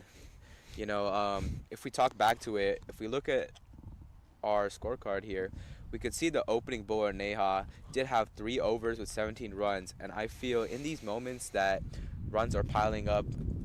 I feel that someone needs to come and control it in some way and try to get that wicket to try to stop these flowing runs, because these batters are absolutely going after every single ball that they could. Yeah, yeah. I think it goes without saying that Neha will be bowling at least one of the remaining 2 overs. And just as we speak, I think Anika has actually lost the ball here, and we're just looking to get that ball back. Brilliant hit from her once again. Looking at the bowling standpoint as well, we see a lot of high economy rates here, a lot of them crossing 10, 3 of them which crossing 10, and another which is at 9. And we look at Neha and Vaishnavi keeping a very below 7 economy rate, especially with the batters going at it like how they are, with Vaishnavi finishing off at a 6.75 economy rate and Neha with 1 over remaining at a 5.67 economy rate. Just a bit of a break here, and the ball does roll back into the ground.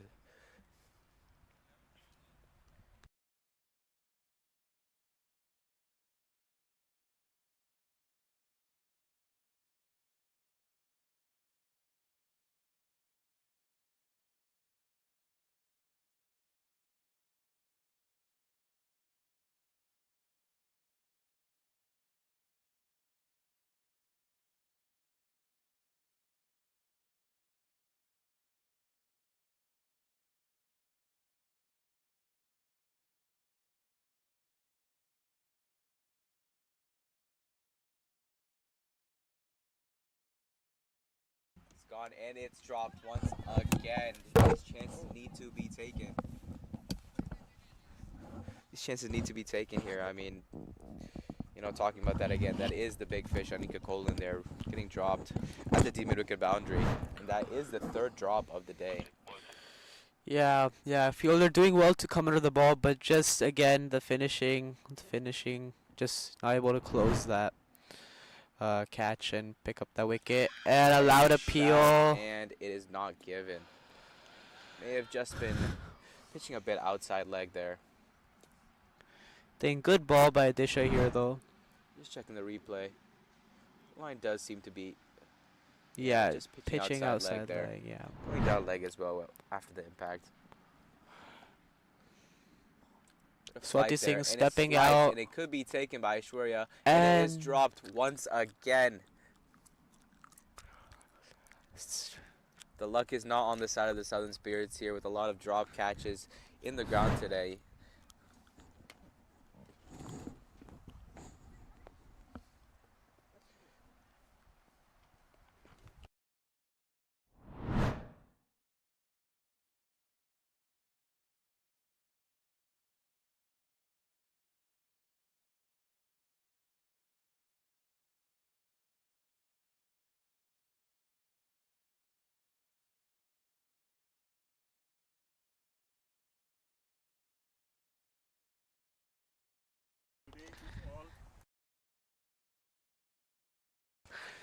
We're going to the back end now. As we were talking about it, Neha is bringing herself on to bowl here, as the vice captain. It was a good option to bring her back in, especially with the batters being on top of the bowling side right now. Cricket's a game of a bit of luck as well, but luck is really riding towards the Seattle Thunder's dugout right now.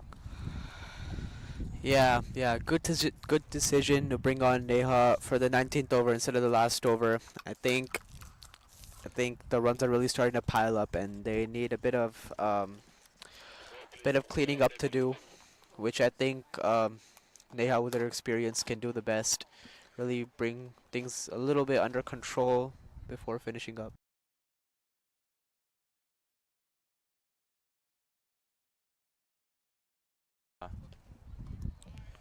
And I think as someone who is coming up in the Seattle setup and be able to play on these tournaments that we played on Tollgate and, around the country as well, how do you think that the wicket is playing right now from the past times that, we've practiced on it or have played?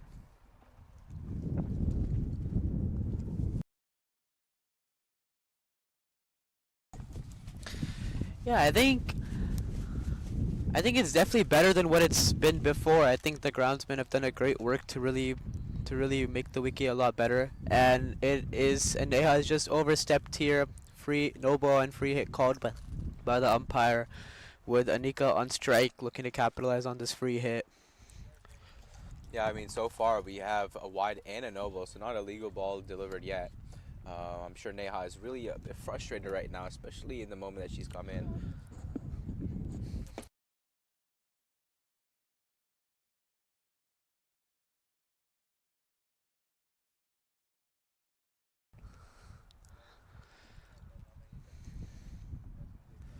Oh, a little far down leg delivery by Neha here. Seeing the batter step out there, I think she dragged her length a bit wide, trying to maybe york her out there. Not going very well for Neha right now. I think it might have been a commentator's curse or something, talking about it. Yeah, and just as you speak, Seattle has hit that 170 mark as well. I think it wouldn't be absurd to say that they would be going after 200 here with still 2 overs to go and just needing 30 runs for that 200 mark. A lot better delivery from Neha here. Yeah, I think if we're talking, oh, that could be a wicket.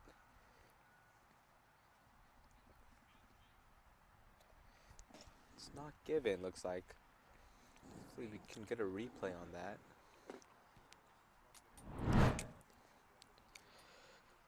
Just to see after. She is outside the crease.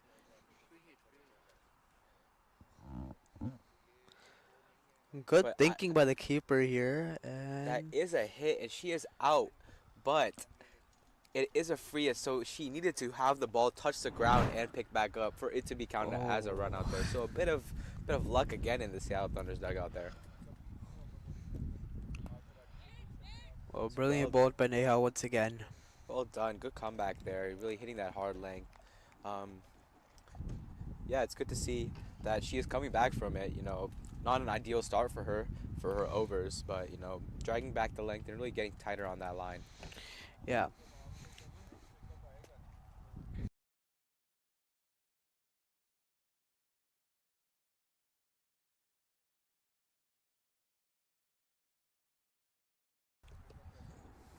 Third ball of the over. It's a brilliant Well, shot. brilliant It's going shot to by Anika race here. away to the boundary for another boundary there. Great shot by Anika Colin, really hitting that 80 mark, and I think, not to knock on wood, I think that 100 is also in play here. Yeah, for sure. I think before that 100, they would be aiming for that team total hitting 200. But I think in part of that process, I think the 100 is very well on the cards here today. You know, that would be a first 100 in the entire tournament, the first 100 ever in the Seattle Women's Open. You know, it'd be a great moment. I think first 100 on this ground too in a long time. I think it might be ever. Another boundary here by Anika. Moving on to 84 now, just 16 runs shy of her of her potential 100 here. You know, going back to that factor of being a long time, do believe this, knock on wood, could be the only 100 ever hit on this ground. Yeah, not a bad delivery from Neha at all here, but just the pure excellence and experience of Anika to use her feet, come down the wicket, and just flick that for 4 runs wide of mid wicket. Yeah, a lot of smartness involved in her batting as well. You know, really hitting those gaps and being smart with her placement.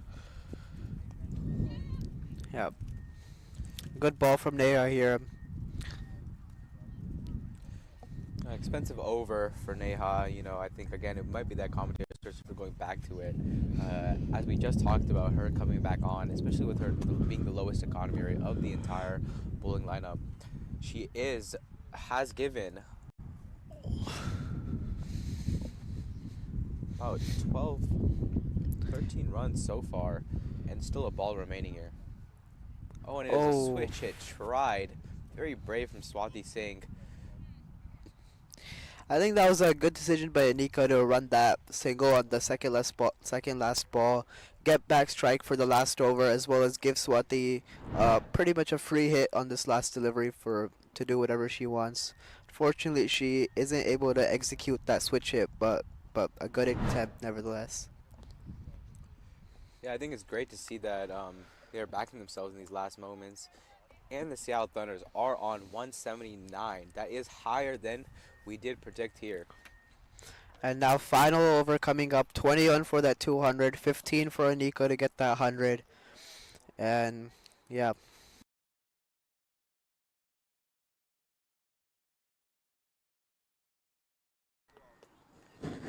Yep, final over here of the first innings, and they do bring Disha back on to bowl the final over here. Just a bit of expensive over this last over, and they're sure the batters are looking to capitalize on that. And that is 4 runs by Anika here, just 11 shy of her 100 now. Really approaching that 100. I think she will be using her feet throughout this over, which is the right option to do. Brilliant knock so far from Anika. Yeah, I totally agree, and I think a top-class captain's knock here. You know, really really carrying the innings through, especially with those two early wickets. If we're talking about it again, Yep, so using her again, feet once again, looking to get 2 runs here. And unfortunately, she will not be able to do that. Still 10 runs remaining for 100 with 4 deliveries to go. I I actually don't think that Anika's goal here is to get that 100 through selflessness by the captain here. I think she will be giving Swati the license to go for everything here now. Yep, and that is too the long long on gone and is and safely taken. taken. Again, we talk about these catches that have been pretty rare in these games today. It's well done by the long on fielder there to really take that one with comfortable ease. Yeah, yeah. Swati Singh just hitting a just even despite the support of the wind here, just not able to get enough distance on that hit, and a good catch here by the long on fielder. And Giovanna Aras coming into bat. She has also represented the national side, and just she is another great player. 3 balls to go, and I think she will also be getting the license from Anika to go after everything. Yeah, I do agree with that. I think a leg spinner bowling into a lefty, especially a batter like Giovanna, is someone who really wants to target and really send that ball out of the ground. I think, in these last 3 balls, we really, I hope that something happens for either the Spirits or the Seattle Thunders here. Yeah, yeah.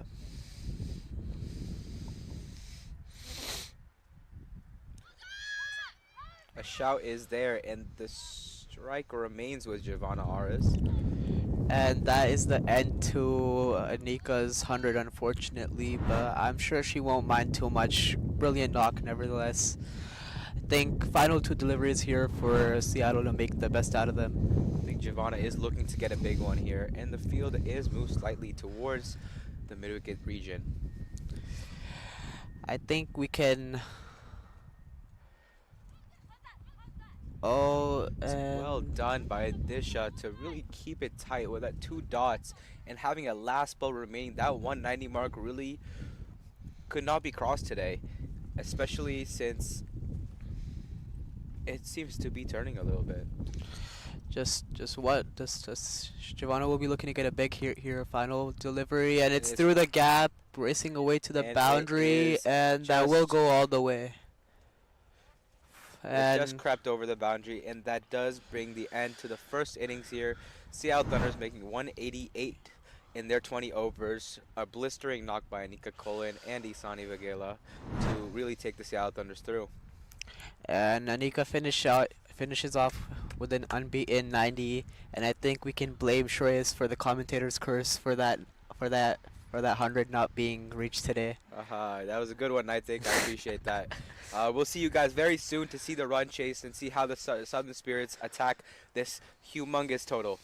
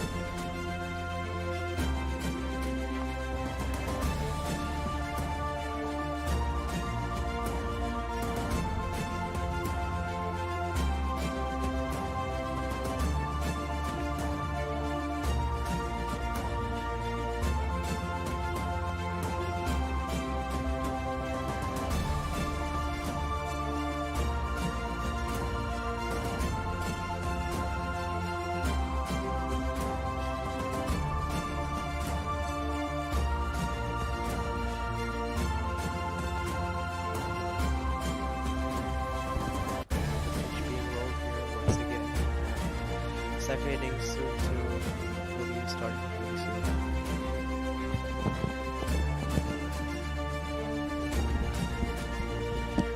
No, just checking back on this match summary here. Back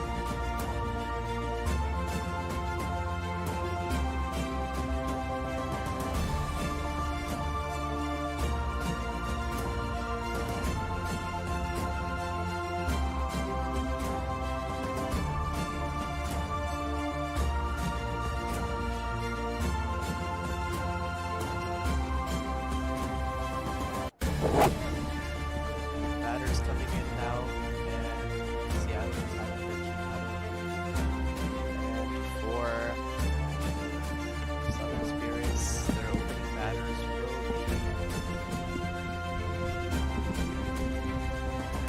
will be the same as yesterday.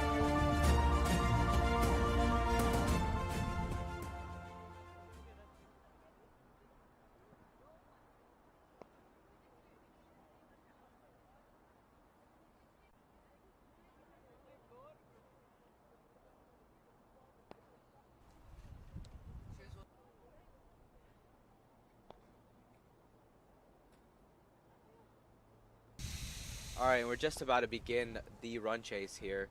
189 mammoth total needed from 120 deliveries here. The Southern Spirits do have some work cut out for them with an experienced Seattle Thunder's bowling attack, but nevertheless can be chased down. Yeah, the wicket definitely looks to be a little better than everyone else thought. It will still be a difficult task, but I think Southern Spirits still have a great batting lineup and a lot of experience in their batting lineup as well, and they will be looking to chase this down. You know, something I did notice in the second game yesterday was in between innings there wasn't a roll that happened, which led the Seattle Thunders to have a bit of a difficult time chasing their total with that turn and bounce that was happening with those cracks. Looking to today's game, they did get a roll in, so hopefully the conditions are the same as it was in the morning for the Seattle Thunders. Just make sure the mic is right next. So, just an inch or so away from your lips.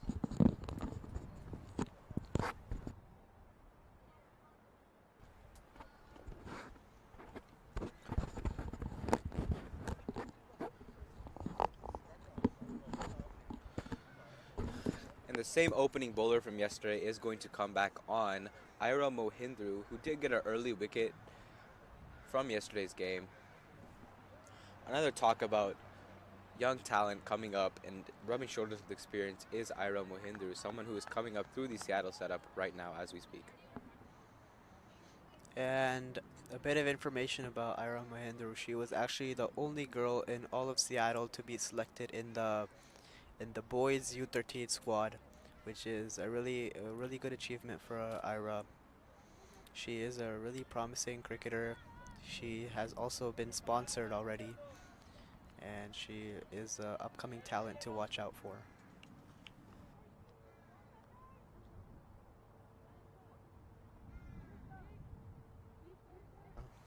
On screen, Giovanna Aris, a lot of experience behind that jersey, with a lot of international experience and a lot of international tournament exposure. And we're just about to get started with the first ball of the second innings. Let's see how the Southern Spirit target this mammoth total. Ira coming in for her first delivery here. Shorter delivery, poke, just tap two extra covers, and a fumble will allow them to complete one run.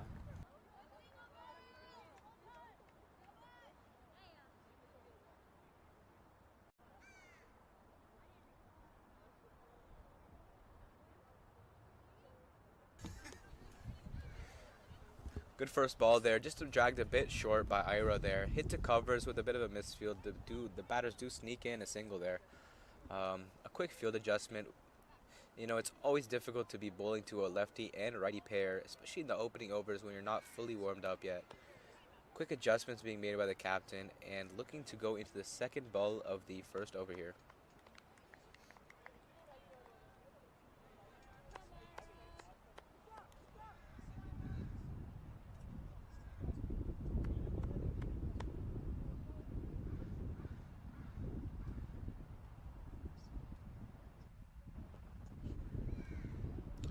Now once again, dragged a bit short by Iro Mahindu, really looking for that batsman to play the cut.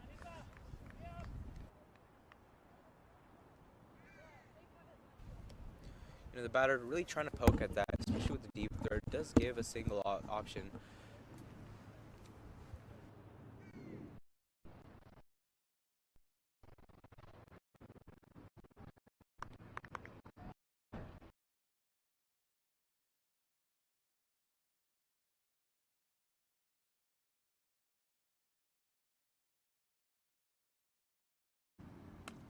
Once again, dragged a tiny bit short by Ira.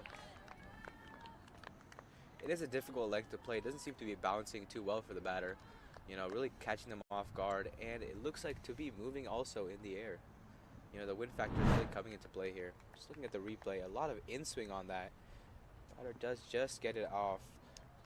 A little bit of seam off the pitch too. I think this is Ira's bowling great here.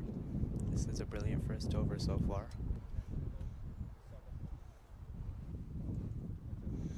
Shorter delivery once again, and the bat.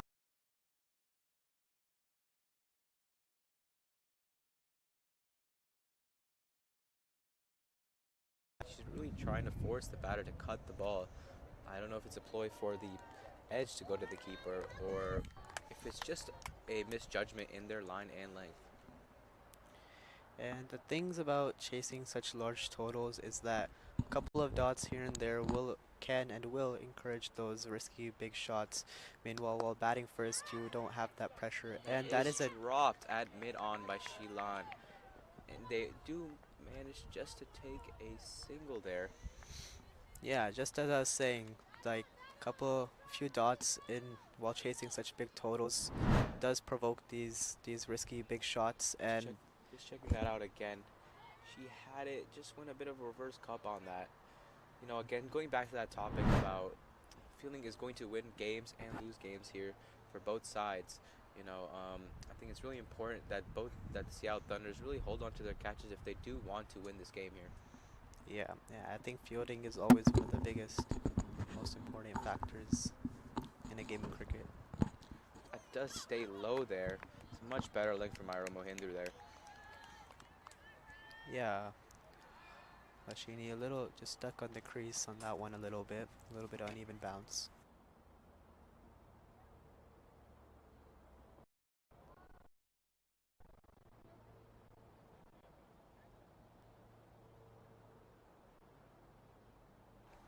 just a bit of discussions happening between two batters, and Giovanna Aris comes in for the second over today. Yesterday we did see a lot of movement off the first couple overs from her and Ira, a good tangent pair that was pulling to their good lines. I think, what do you think of Giovanna's bowling? I think with that height, she really hits the deck very well. Yeah, I think obviously Giovanna is a bowler of immense quality, and the wicket will support her too. She will definitely get some seam, some bounce, and also that odd uneven bounce here and there too, which will definitely help her. She just needs to stick to her line and length, which she is really good at doing anyways.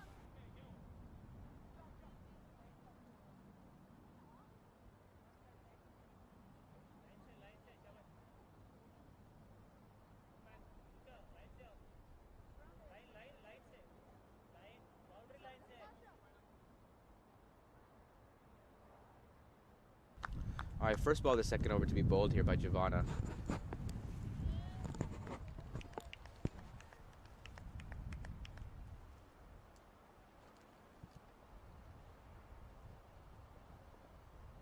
Oh, extra bounce straight away, as expected by Giovanna with that height, and batter run it down. The batter runs it down to third man for just one run.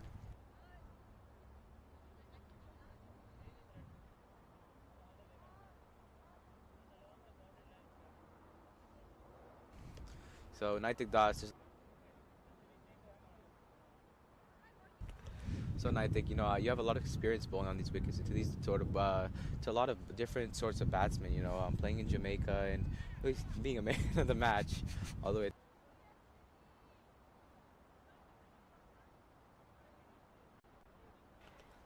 Sorry, Yeah. just a bit of cutout there. Naitik, you got player of the match in the Jamaica tournament. How would strategize, be bowling, and with such a big total, what would you be your idea to take on this?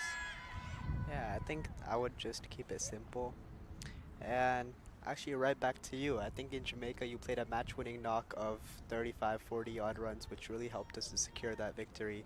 How would you go about this chase if this was you? You know, Thanks, Naitik. I think I think it's really important for someone to be there as a top order batsman. As we saw in the Seattle Thunder's innings, it was really well done by Anika Cole and Andy Sani Vigela to really take the game very deep. Gives a lot more releases a lot of pressure for the remaining batters when there is a top order batsman and the top order batsmen take it through to later in the innings. So I think the game is really going to be determined on first how they use the power play and second how many wickets they've lost by the 10th over. Yeah, I agree with you on that. We can already see Giovanna generating some extra bounce here straight away, and she will be somewhat difficult to get through for the Southern Spirit batters here. Another extra bounce delivery here by Giovanna.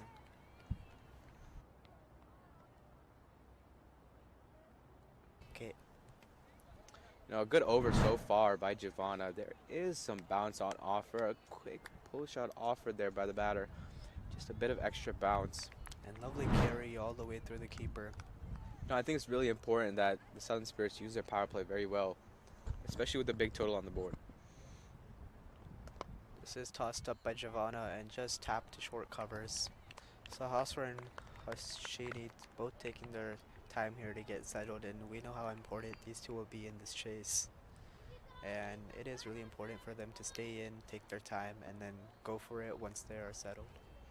If we talk about it too, the Seattle Thunders on paper are a very stacked lineup with a lot of international experience and a very good local experience as well, up and coming talent. Um, I think it's really important that the Southern Spirits back themselves here to really take the bowlers on and go after it.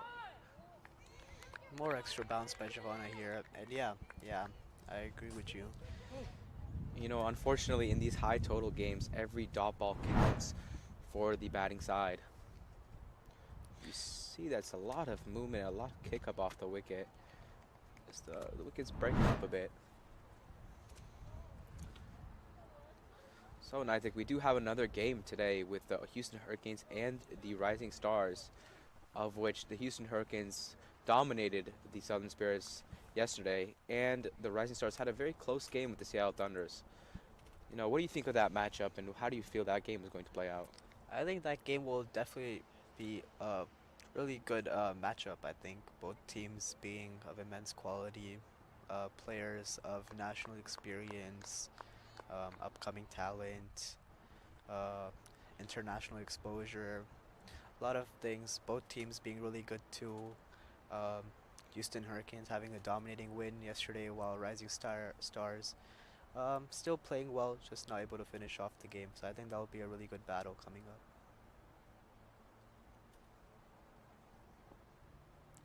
So Ira Mohinder is back into the attack, and she is someone that moves the ball very well, and that too in to the righties, which is away for the lefty, which is a difficult thing to play.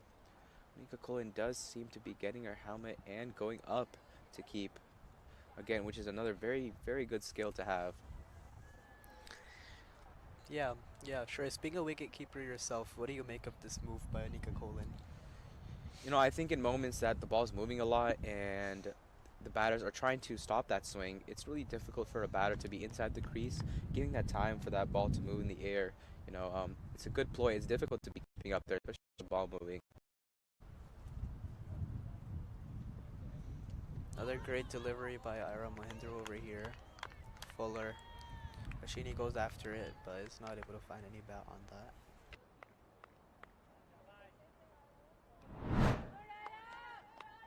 Just checking the replay there, a lot of movement.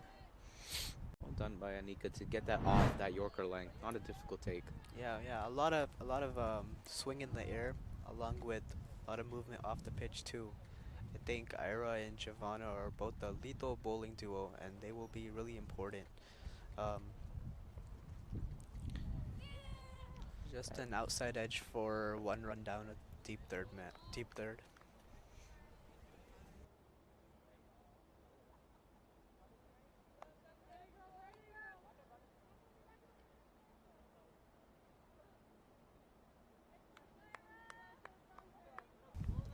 Yeah, good bowling so far by the opening duo of the Seattle Thunders. Only 2.3 overs in, but so far, not trying to say anything, but it is tipping towards the Seattle Thunders' favor with that required run rate climbing slowly and slowly with each dot ball. Yeah, just 5 runs so far. That And is a hit through mid wicket, leaving that gap open. It seems to be racing away, but just stops before the boundary, picked up by the fielder and sent into the keeper's end. A quick two taken by the Sprits, and 2 balls left to finish up the third over of the game. Ara's actually bowling brilliantly here, forcing the batters to take chances himself and not giving any loose balls. Just 4 runs coming off for 10 deliveries so far. Yeah, I think the way the Spirits get in the game now is really going for those boundaries here. Great Oh, effort by Ira, putting her hand at that. And good stop again by the mid-on fielder. Um, you know, it's really important for the Southern Spirits here to really try and take on the boys as much as they can. They need those early boundaries to get to on track towards that target. These power plays are going to be really important for them. I think a game in T20 is lost and made in the power play. And I think, what do you feel about that? yeah, yeah. I think that's a really good point. That's exactly right.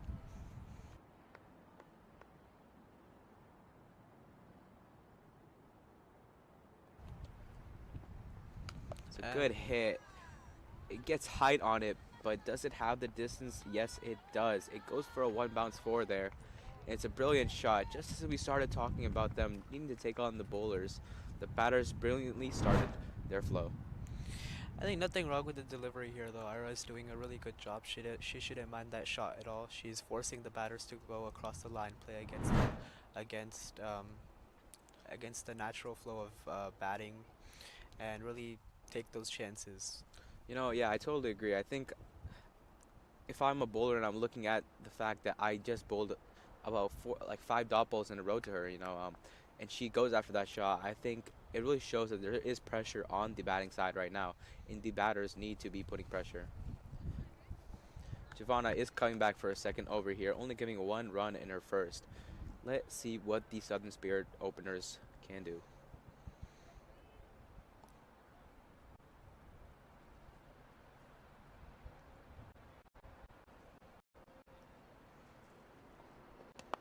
Well done. It's hit to mid wicket and just out of reach of short mid. They do manage to get just one there. So Spirits are really starting to take their chances now. They're starting to play across the line, go after the good balls. Yeah, I totally agree. I think the game's gonna be made now if they're able to capitalize on this power play. The Spirits are 100% in the game. Getting those early boundaries are gonna really help them in the long run. And especially hitting it against an experienced bowler like Giovanna is really gonna help the morale in the dugout as well.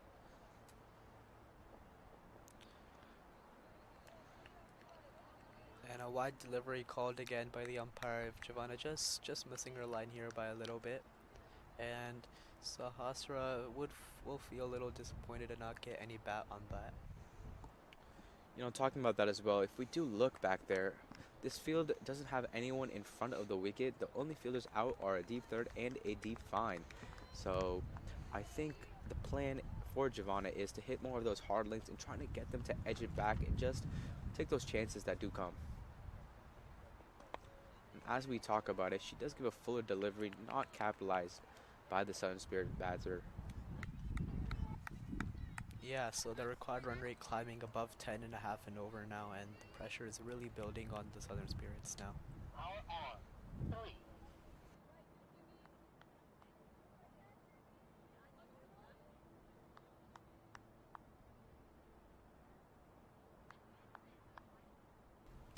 Third ball of the over here.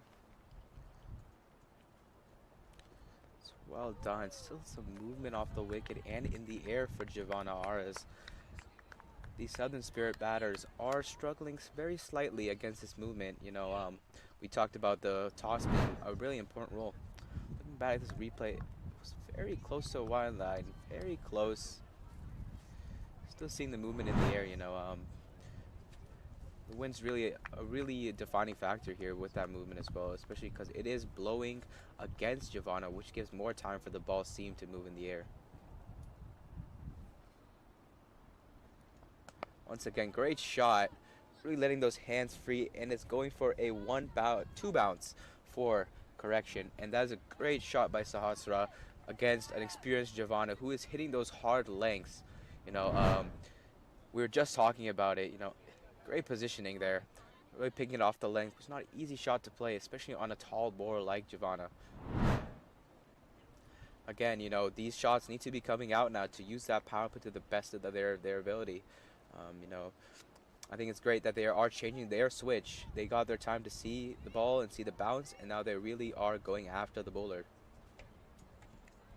Good choice by the batsman here, and good choice by the captain, putting someone towards the mid-wicket and taking out that deep fine leg.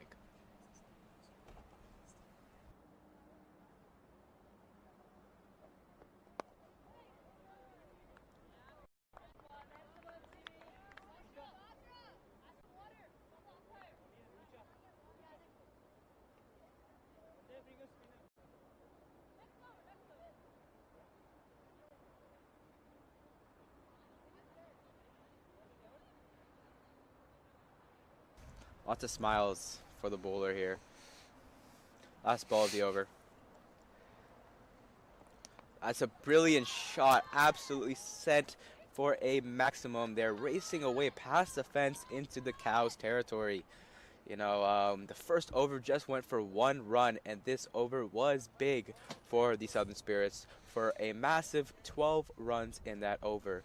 The Southern Spirits are coming back into the game. Brilliant shot by Sahasra to get that shot off her hips and over the boundary for a maximum. Yeah, I think we saw something similar in the first innings too, where both batters took a little bit of time to get settled in, and then after that they started to get going. I think similar thing this innings as well. I totally agree, but if we talk about difference in roles too, difference with the Seattle Thunders and the Southern Spirits is the openers are playing very well right now, taking their time to see the wicket because they saw the Seattle Thunders openers crumble in the first innings. It's very smart and very mature of the Spirits openers to take their time and really see the bounce and the nature of the wicket. Yeah, yeah. And in such big um, run chases, the most important factor is how can you keep those how can you hold those wickets of those top order Yep. batters who have the Yep. ability to go for any ball once they're settled in.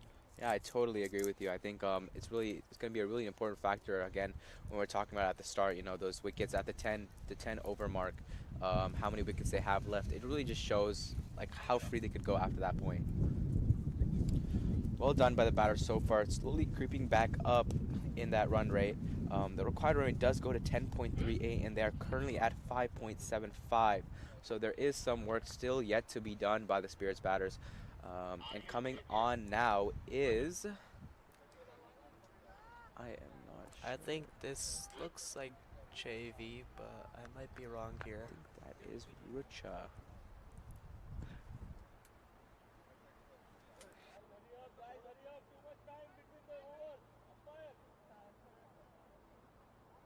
Yeah, so new bowler into the attack. Rocha will be bowling.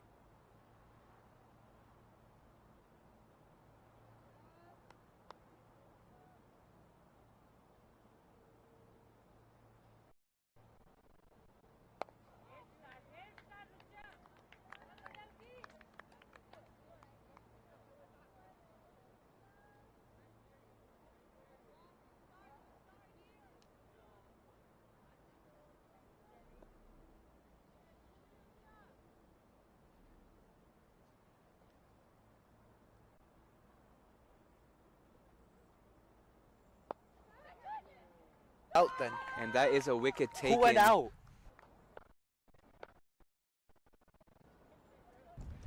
Sorry about that. Just a bit of interference there. That is a wicket for Rucha, the impact player, to short mid wicket, and that does take Hashni out of the game. What's happening?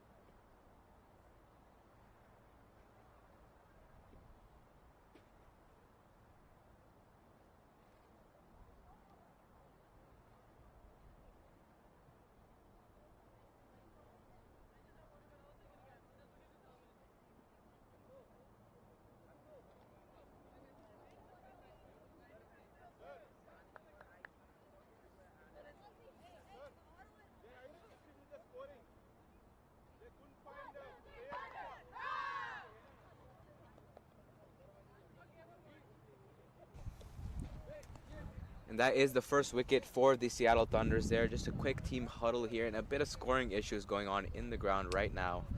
Um,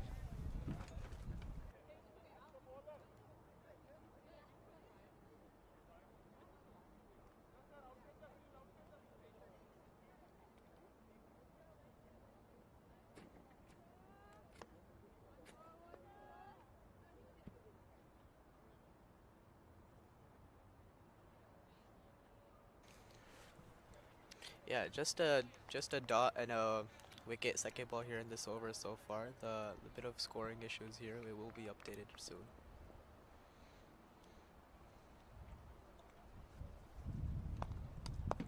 well done, crack there. It's a good fielding effort. Does get a hand on it. And Only get a one there. The Spirits batters. yeah, they're thinking about two there for a second, but well done by the fielder to cut them off to one. Look at that replay. Good effort, good dive. You know, a hand like that does stop a boundary, taking the momentum away from the ball.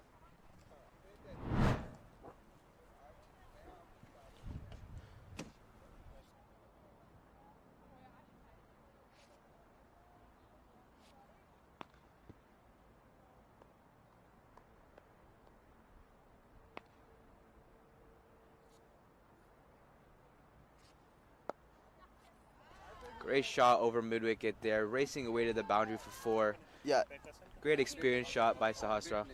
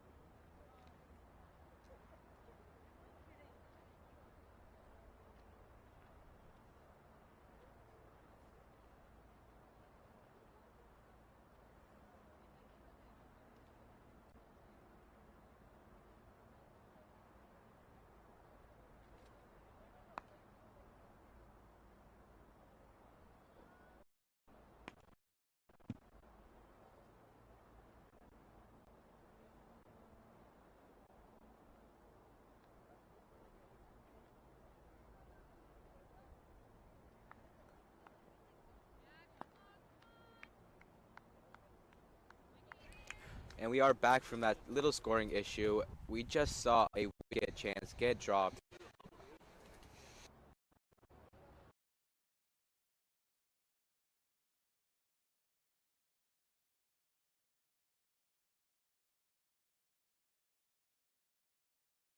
Retuika is in from the other end, from Giovanna RS's end. Only 2 overs today for Giovanna, being taken off a bit early. I know, bringing a new off-spin option here.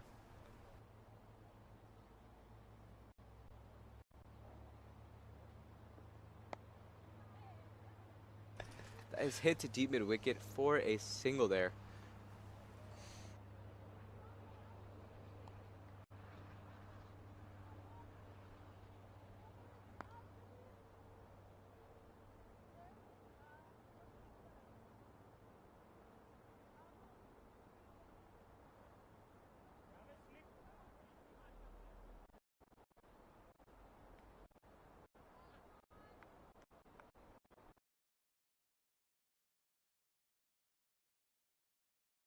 Second ball of the last over of the power play here. 159 runs needed, 89 balls on Spirit.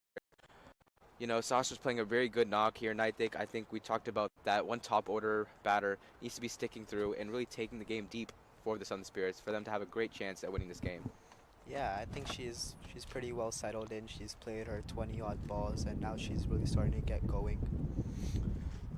You know, I think it's a good option that they brought an off spinner on, especially when a lefty comes onto the crease. You know, it's very difficult for someone, especially as an off spinner against a lefty, really trying to play on a toll gate wicket with a lot of turn and bounce. And that is a wide ball called by the umpire.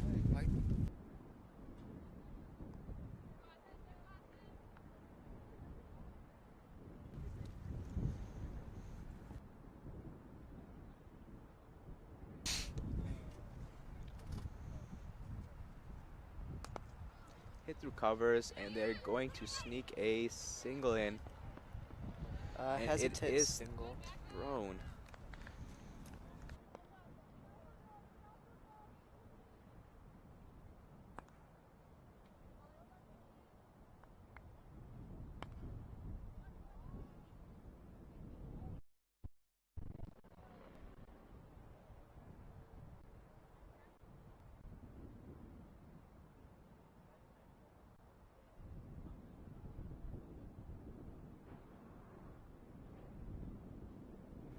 A sweep there, just chipping it over short mid wicket to the mid wicket.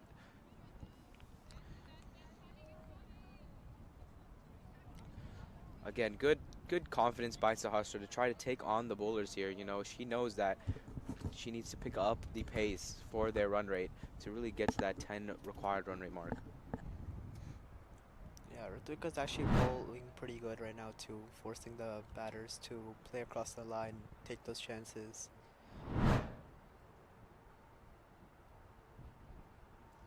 It's well done. It stays a bit low on the batter. Again, it is very difficult for a lefty to face an off spinner, especially early in their innings. You know, this one did keep a bit low, not much turn on offer. Flighted up and step and right to covers and taken. And Nikita completes a simple catch, and that is the second wicket down for Southern Spirits.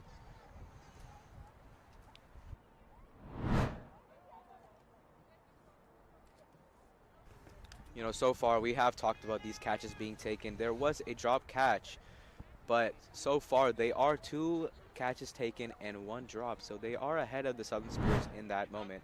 Again, we talked about the fielding is going to be the aspect that wins games here.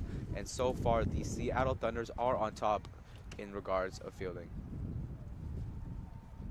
Well done by Ritvika to really wrap that over, only giving 5 runs in that over, especially as an off spinner in the power play. That is 34 for 2 in 6 overs, and that is power play completed for the Southern Spirits.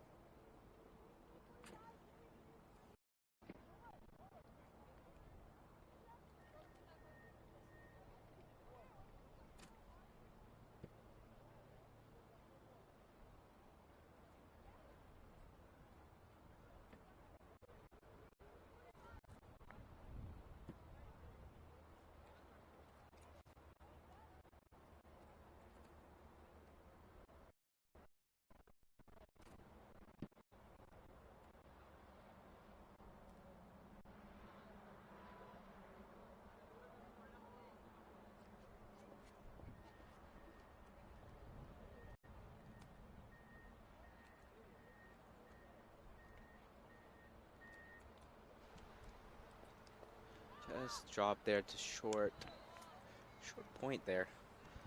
And that is over up for Ritvika. Well done to keep that runs to a minimum.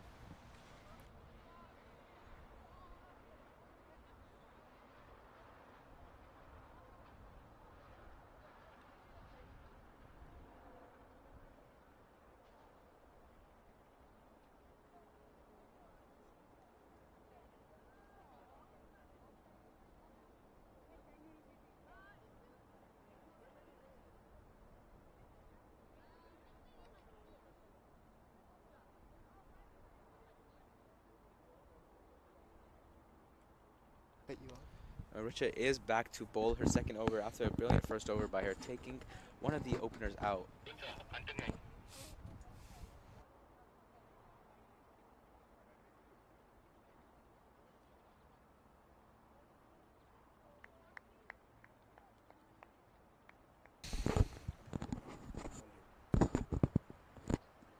That is a sweep attempt, and it is a shout, but not given by the umpire there. Sahasra is trying her hardest to make the use of the ground and the pace of the ball to try to get those boundaries, which are very needed for the Spirits. So you can see it's just drifting down leg. Good shot attempt on offer. You know, she realized there wasn't anyone behind square there and really attempted to get it in that gap and get a boundary off of it as well. And required run rate climbing over 11 and over now.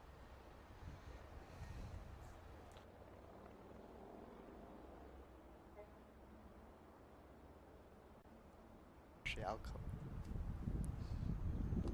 That is flicked to short mid-wicket and stop there. Yeah, that was a really good delivery by Richa, just really in the block hole of the batter. So Naitik, in your experience as a batsman, what would you do in this moment where the run rate is climbing up and there's wickets fallen? I think a better person to ask this question to is yourself, being so experienced yourself, being a minor league player. I think you need to give that answer. It's a great shot by Sahasra, really targeting that gap, and it just goes for a single there. You know, if we are taking it back to me, Naitik, I feel that, again, this game is going to go to the end, and it's really important on how they take those quick singles. You know, I'm sure you also would say the same thing with your experience as well, but I think the single game is going to be very important to the Southern Spirits to determine if they are going to make that run chase or not.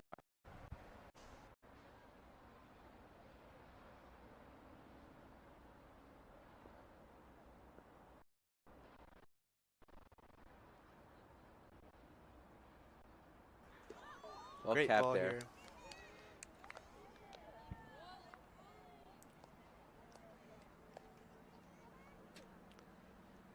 Yeah, good over so far by Richa. Two balls left to go. We're seeing a replay of that. Bit of outward movement there.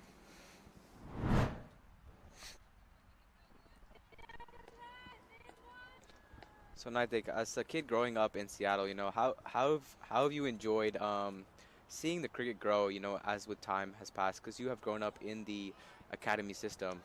Uh, are you seeing a lot of growth from the time that you started to now, or do you feel like it's progressing very slowly? I think there has been a lot of rapid growth over the past few years, um, especially creating such big players like you yourself from the grassroots. It's been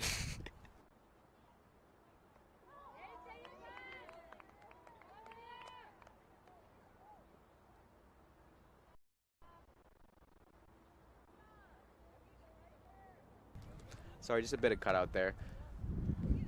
So yeah, I totally agree with you. I mean, seeing there's a lot of rapid progression happening, especially since that World Cup performance by the men's team. You know, uh, and you know our USA women's team, and that is taken as we speak. That is hit, and the set batsman, sorry, the new batsman Disha does give a catch, two covers there. the new batter. The shot does give a catch to cover there. You are correct. That is my fault.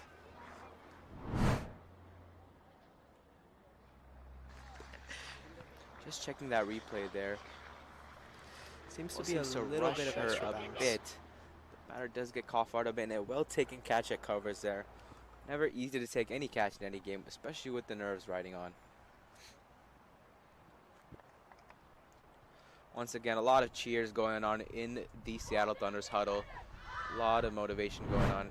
So far, the game is tipping towards the Seattle Thunder side, and we do need a proper partnership and a proper innings for the Spirits to take this game back into their hands. Yeah, with the run rate approaching, with the required run rate approaching almost 12 and over now, I think um, it's now or never for the Spirits. They need to have a good, quick partnership uh, forming here. Just checking the score too as well.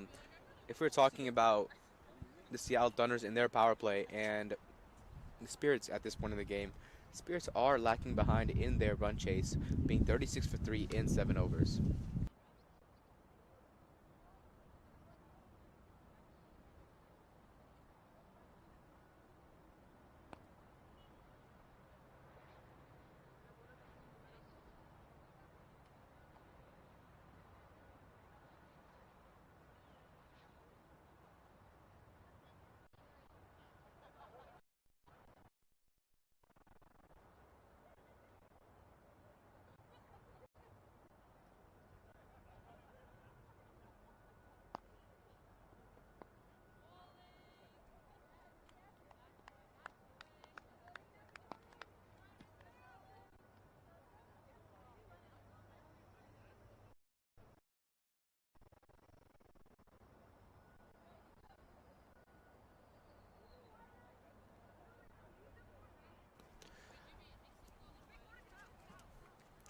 Just a bit of adjustments on the field.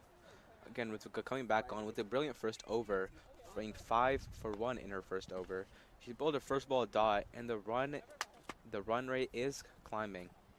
153 from 77 balls needed for the Southern Spirits, with 3 wickets down already.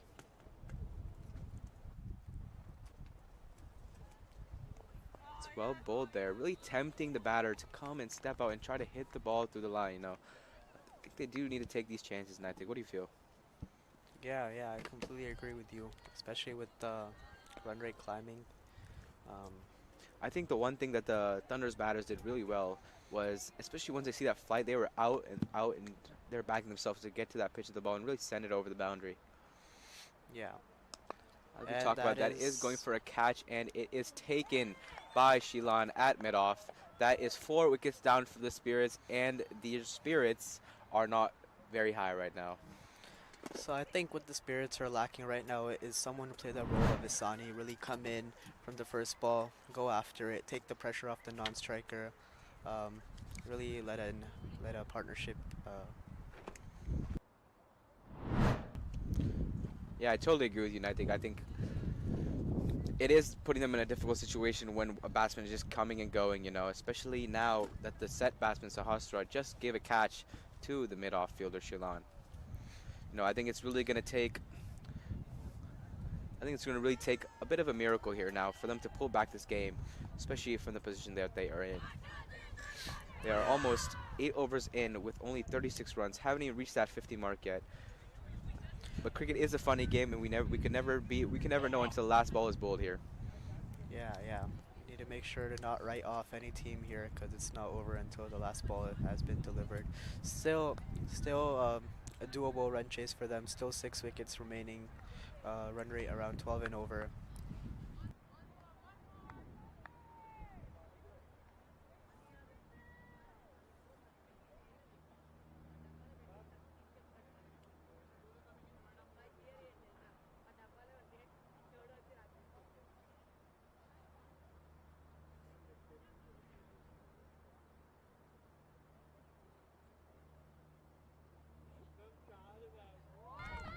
Brilliant ball here by Ritvika. First up to Neha.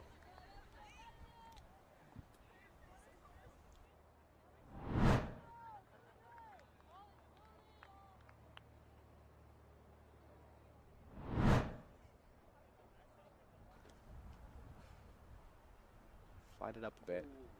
A lot of Oh, turn a there. lot of turn on offer over there.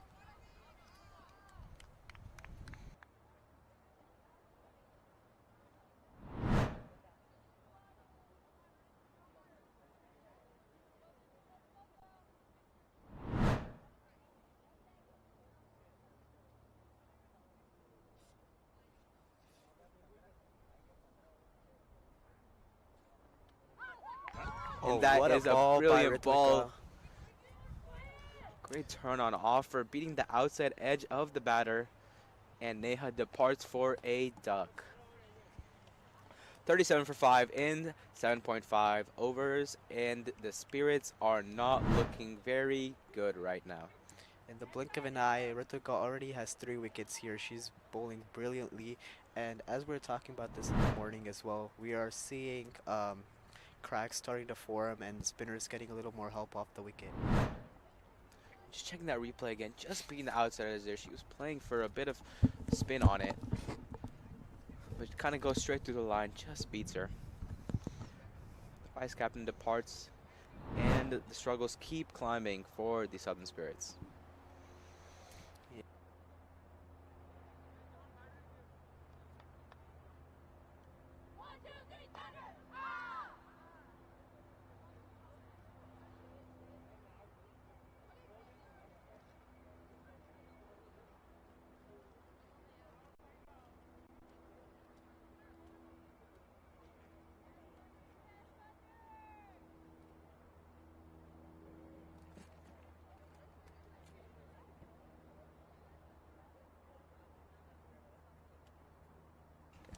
Haranya is the new batter to bat. She's coming to face the already ready Ritvika with her last ball of the over.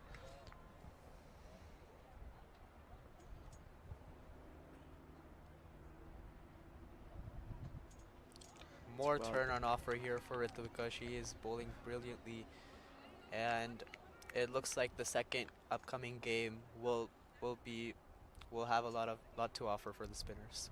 yeah, I totally agree. I mean, if we check those figures, 2 overs, 6 runs, and 3 wickets for Ritvika as an off spinner and bowling in the power play is brilliant bowling. Yeah.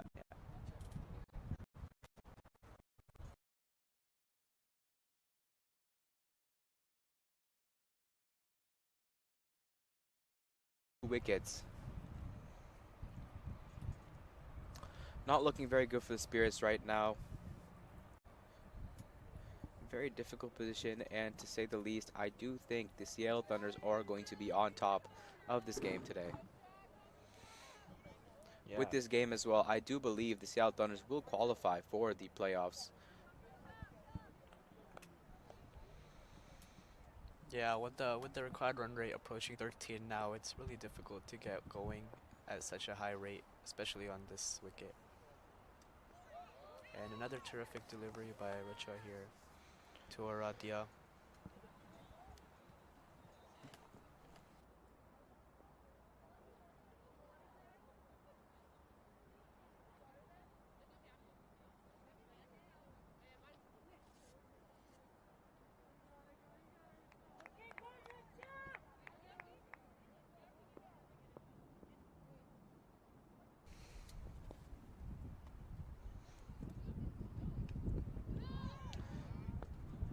Again, I'm sure the batting hasn't been great for the Spirits so far, but they did very well in their bowling. The bowlers created great chances for the fielders to take it, but again, that support from the fielders really needs to be backed.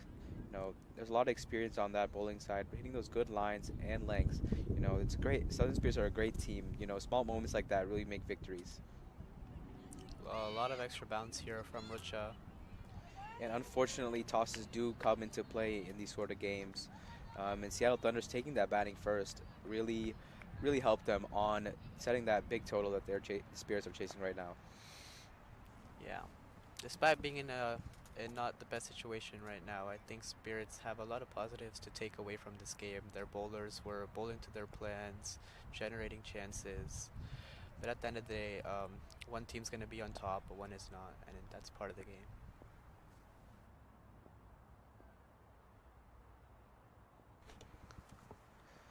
It's a full toss and just, I think, clipped down leg. They're going to sneak away for a double. They do get a double, and good piece of running by the Spirits batters there. That is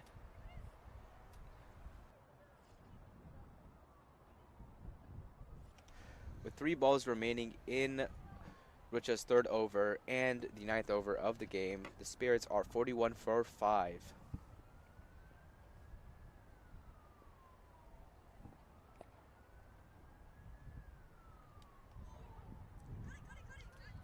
slower delivery by Richa here, change of pace. So Niantic, I don't know if you see, but I feel like the Spirits morale is pretty down right now. There's not much interest in looking for those quick singles in these fumbles, Something that the Thunders did do very well, As soon as they see a fumble, they were very adamant on running those quick singles and trying to get off strike. Yeah, yeah.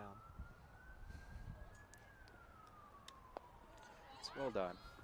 So Niantic, I'm glad to have you in the commentary box today. We missed your voice yesterday, but we will be here for the second game of the day also. Yeah, yeah. So what are your thoughts so far? I mean, you've seen the quality. I'm sure you have some thoughts on it.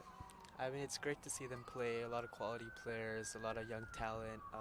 All the teams look pretty good. Um, it's good to see such a professional setup too, and also grateful to have the opportunity to be commentating in such a professional tournament alongside alongside you, of course. I appreciate that, Niantic. And again, I just want to shout out also the NACC Management Committee, to putting together this tournament with amazing live production and amazing quality of the games. Yeah, yeah.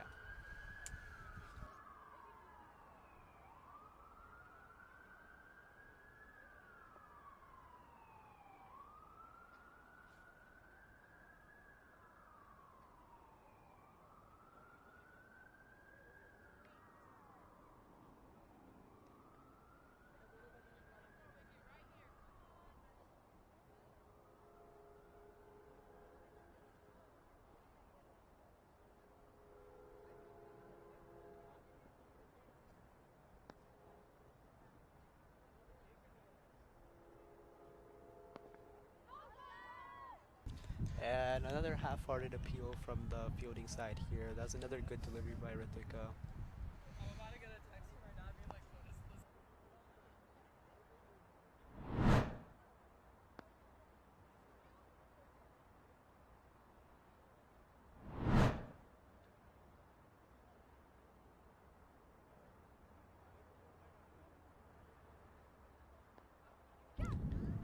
This is flighted up by Ritika. Another good delivery, but it gets past the keeper.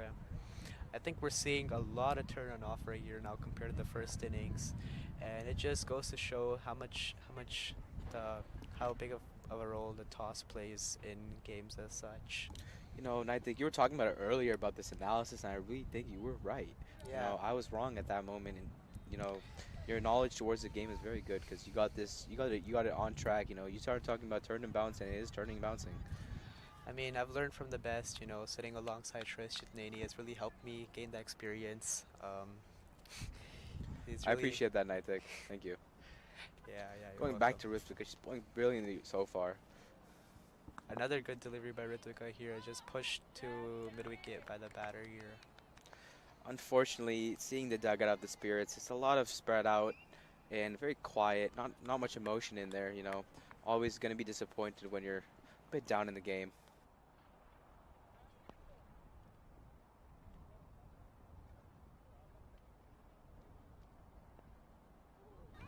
Yeah, yeah. As you guys just saw, you can see what's going on with the pitch now. A lot of uneven bounce, a lot of turn, and yeah, once again goes on to show how big of a role the toss plays. But no credit taken away from Ritika. She's bowling great here.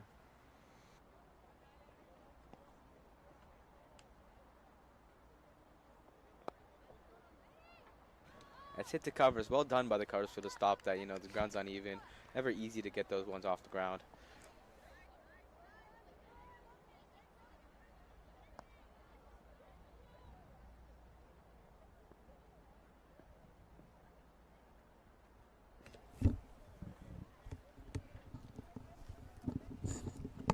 Let's flight it up and turn on off. For Ritvika is spinning a web around the Spirits batsman right now.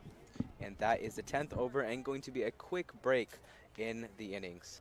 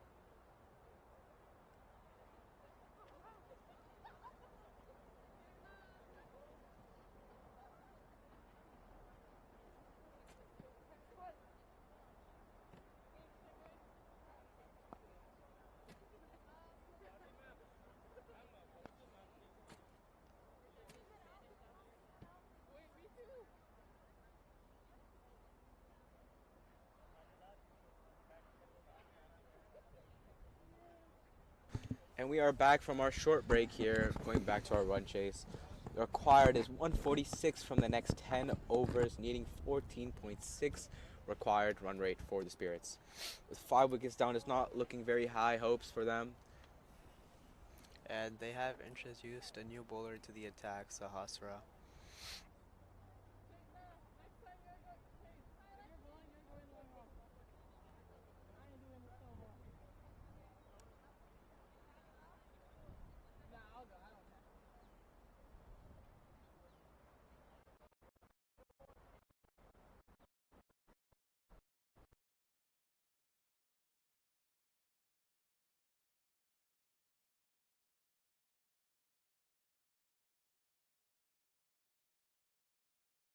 To make it halfway there.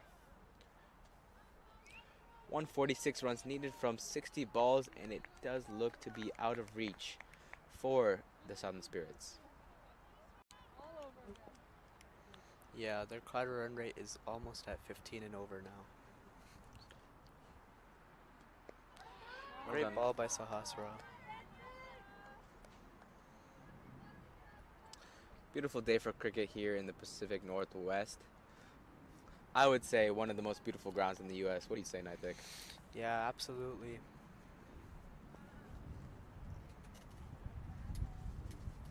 I think it's an honor for the girls to have you present at the ground as well. Minor league.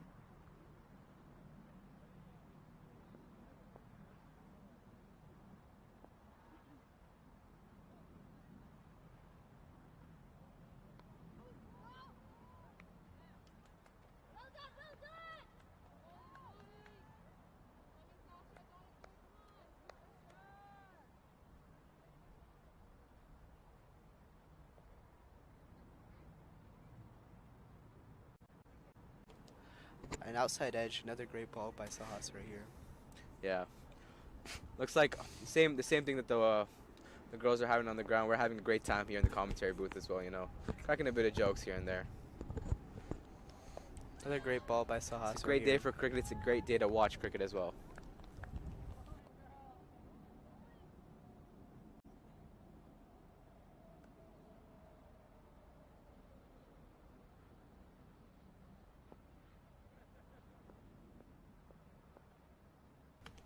Third ball though over here with a lot of loop on that, and it's hit over the point gap, and it's racing away to the boundary for a 4. Great shot there.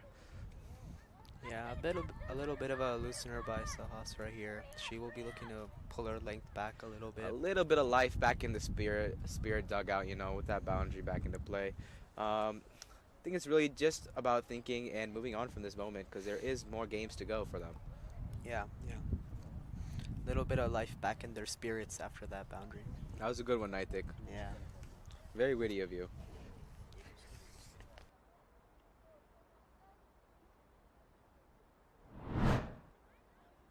Yeah, just seeing the replay of that, a little bit of a loose delivery, but the batter is in well to capitalize on that and get that way for a boundary.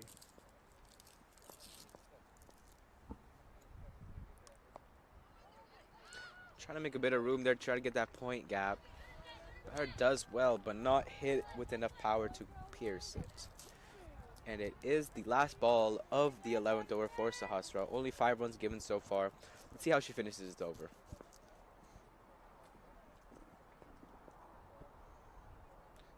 A loopy delivery, hit through covers there. Well done by the extra covers fielder. And that does end up as a dot, and that is over for Sahasra, giving only 5 runs as the run rate climbs.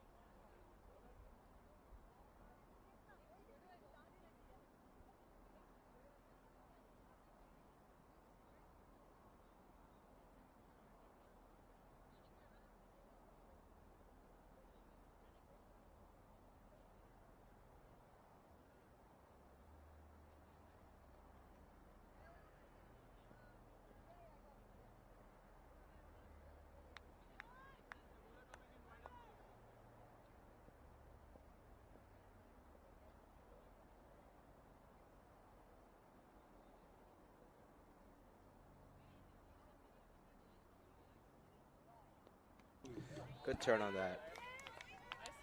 We saw Chaitanya yesterday have a brilliant spell.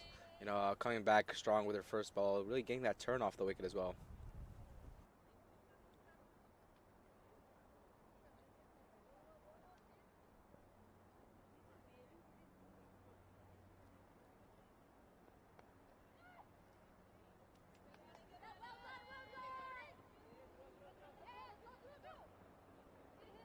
It's a little ball man.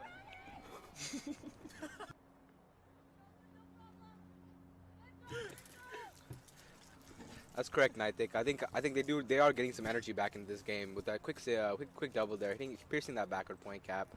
Um, well done by Hernaya. A lot of flight there on offer. It just yorks herself out. Still managed to sneak a single. Good running by the batter.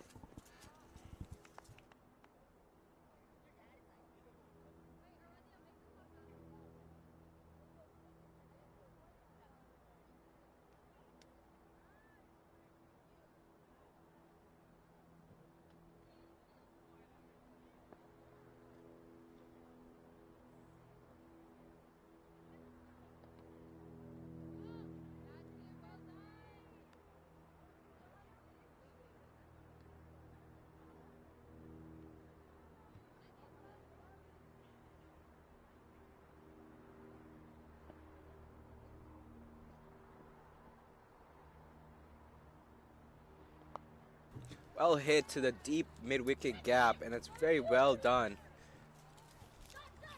Great shot. Not easy hitting Chaitanya for a sweep shot, especially with the turn that she has to offer. Well done by the batter.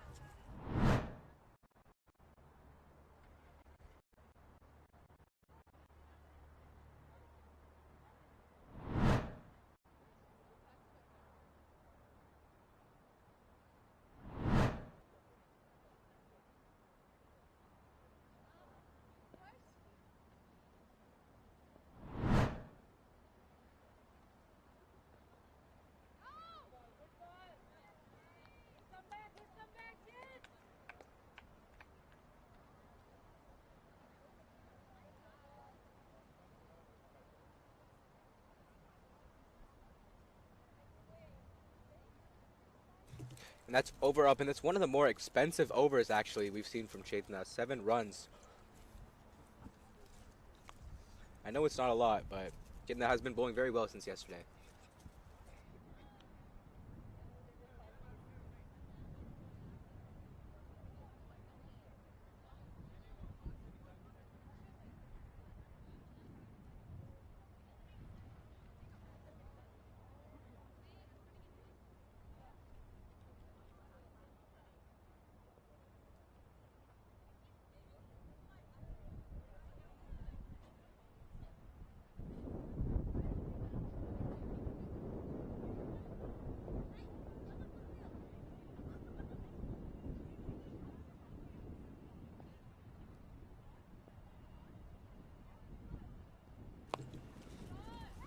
Hits a long run with the use of feet. This also gives another flighted delivery there. The Sprits batter look to just rotate the strike and look to play through the innings right now. So the run rate keeps climbing, but looks like they're just enjoying their time on the wicket.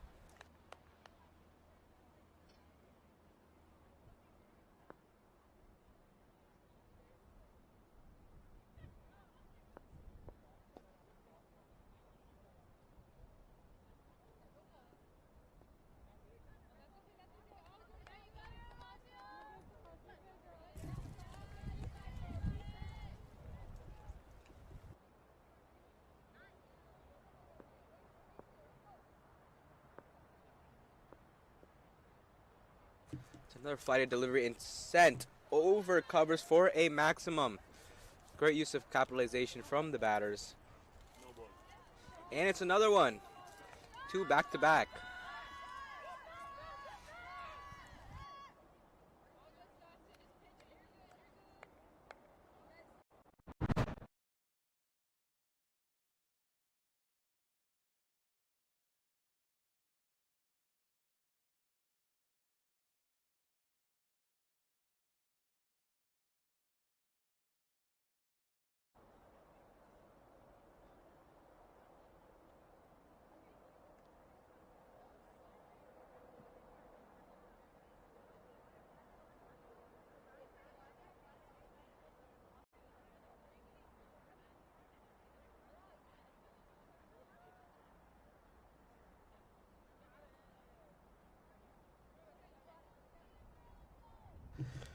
So far, a very one-sided game for the first game of the day.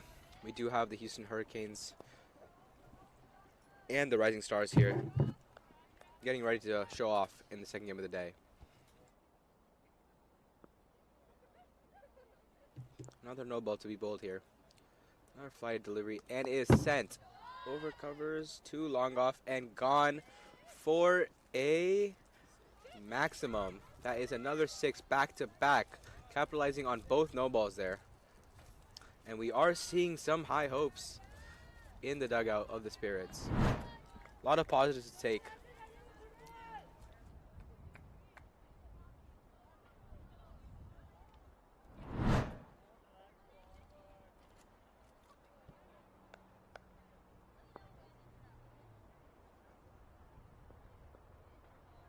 Our fly delivery just worked too long on, just taking a single. Well done by Aradhya. Smart, very smart batting.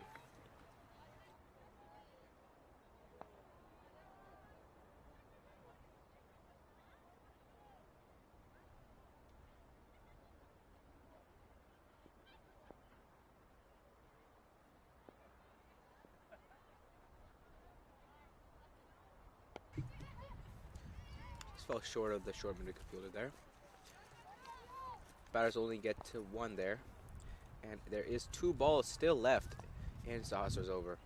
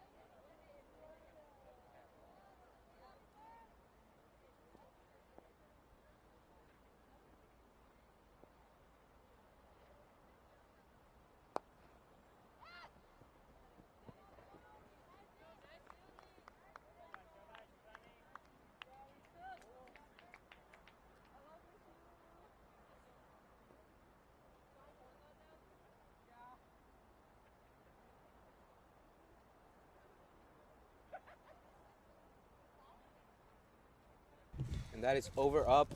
The Southern Spirits are 74 for 5 in 13.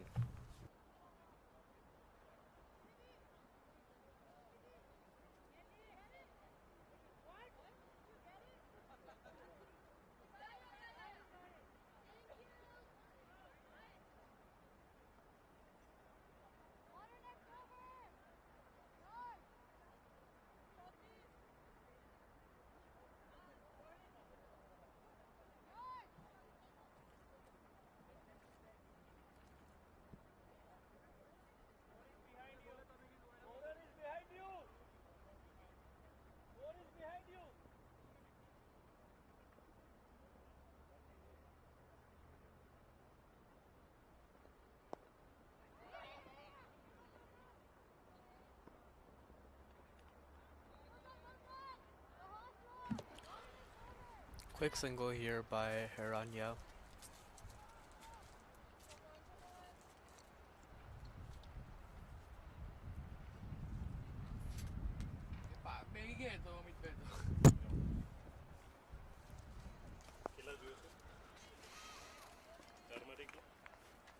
A great bit of work here by the short covers fielder.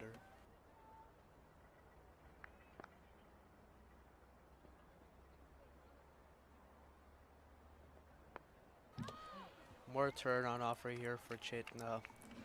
I think this turn will carry forward to the next game, and I think it will be a spinner's game throughout both innings.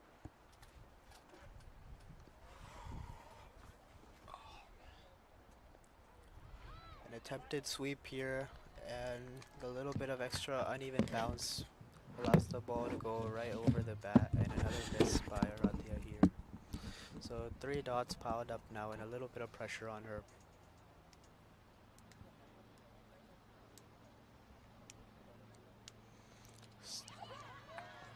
It's a great delivery by Chetna. Aradia comes down the track trying to cover the spin, but cleverly tossed back by Chetna, and extra bit of turn off the wicket um, turns that right onto the wicket, and Aradia is bowled for 22 runs. Yeah, just seeing the replay here, she comes down the track and the length is pulled back and it goes straight through the gate, and that little bit of extra turn.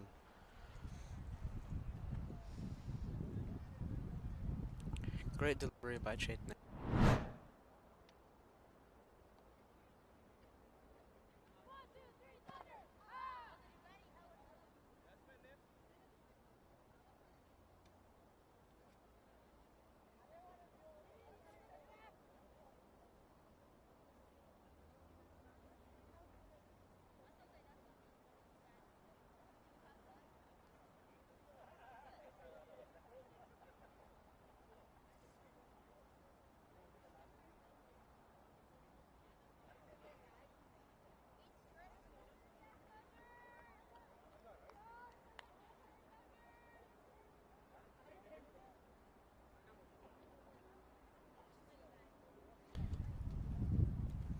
Yeah, you can see the pressure by those 3 dots created forced the batsman to take some sort of risk. Oh, more turn on offer here for Chitna. Great bowling here. Send of another great over, just one coming off it, another wicket. And now the run rate. And now the run rate. And now the run rate is almost at 20 and over. Required run rate.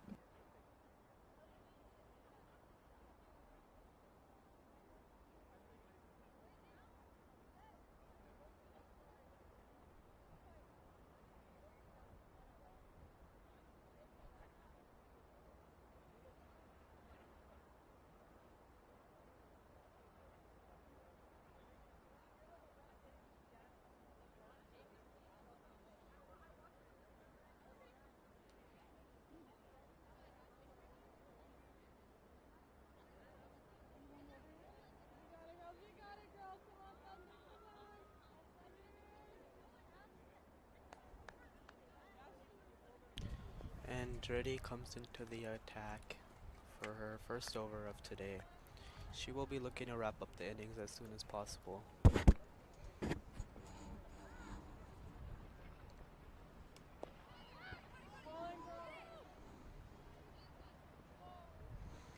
Quick single here and they complete the run safely.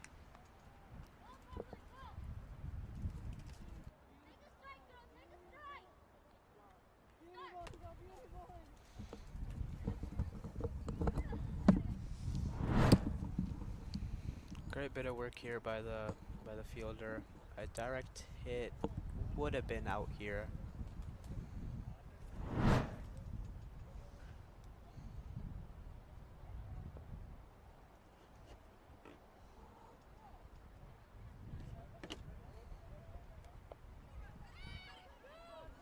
Another quick single here.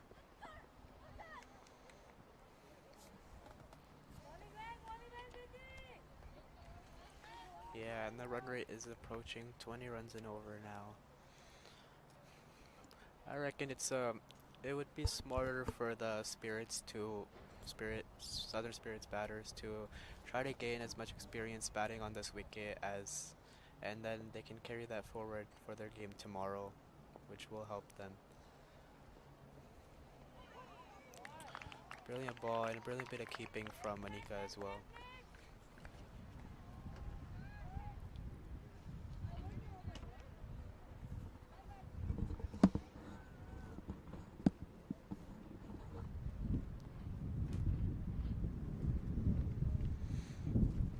The breeze getting just a little stronger as we talk here.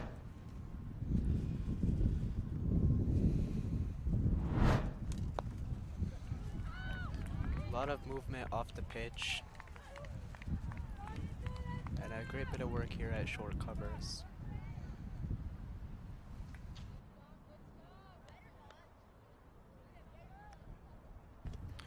Great over so far by Dreddy, and the dot balls are piling up once again.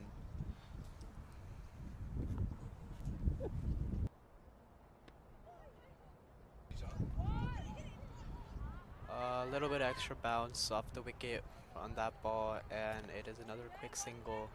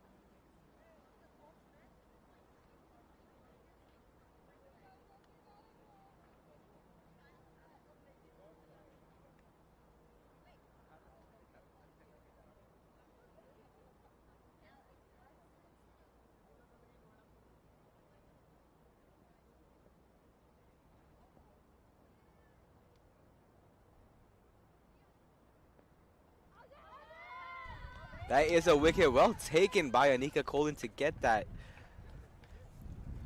A down leg delivery with the quick hands to get that stumping. Chetna picks up another wicket here, and the Spirits are slowly falling.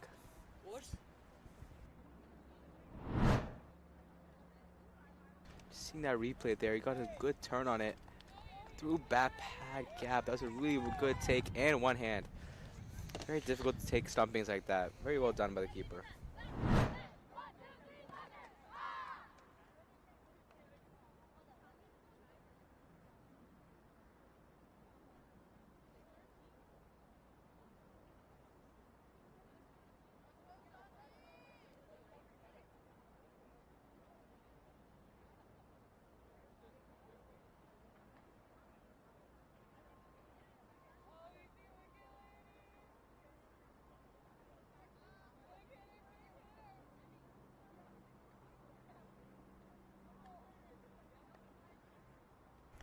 New batter in, Sanvi Madan, coming into bat. A bit late in the innings, but she is a local grown talent. Another youth coming up through the system in women's cricket today.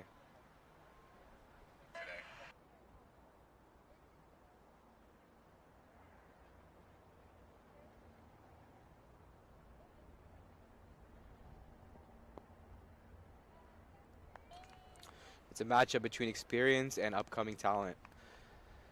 Chetna's on spot with her first ball to Sanvi as well. Just 3 wickets to go here. Seattle will be looking to wrap this up as soon as possible. Looking to guide that back. Lots of turn on off here. Nitik was telling me earlier also about the breaking of the wicket. And you can really see that come into play now.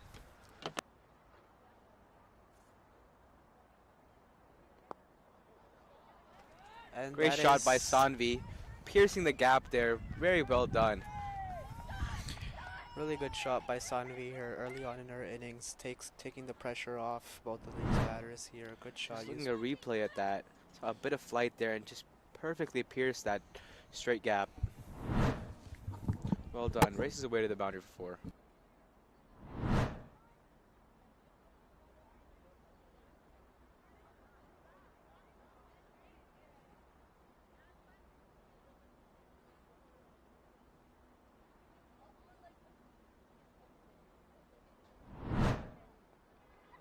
Bit of a shorter ball there. Didn't reach the boundary, but the batters do take 2. And that is some quick fire runs going on from Sanvi's end.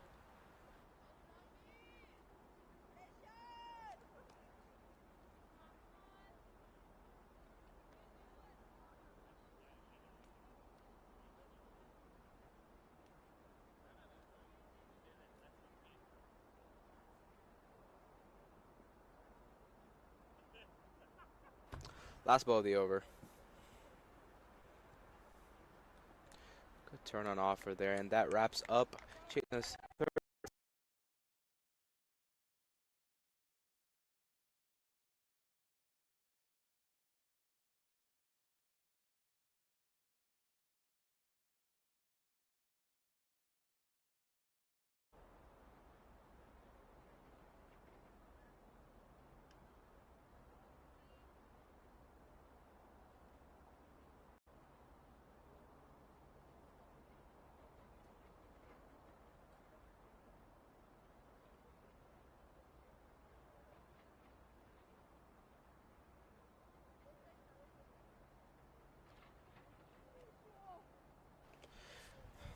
good over from Dhruti in the first.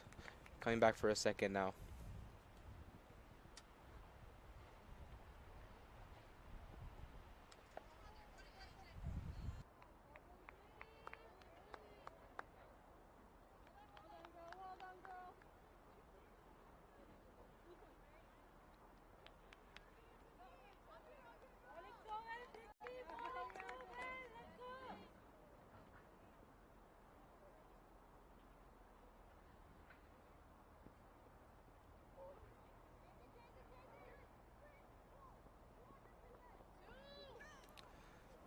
Just a bit wide there, down leg. Nicks off the keeper's gloves, and the batters do get to off it. Put it on.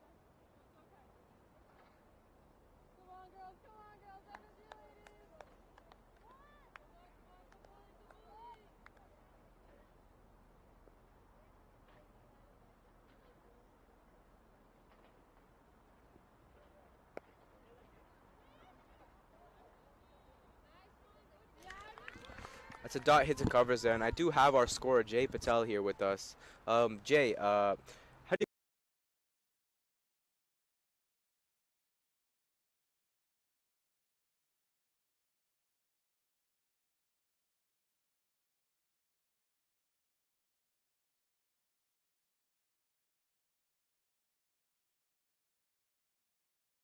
you talent here pulled together is very good for the future of USA cricket and the future of women's cricket.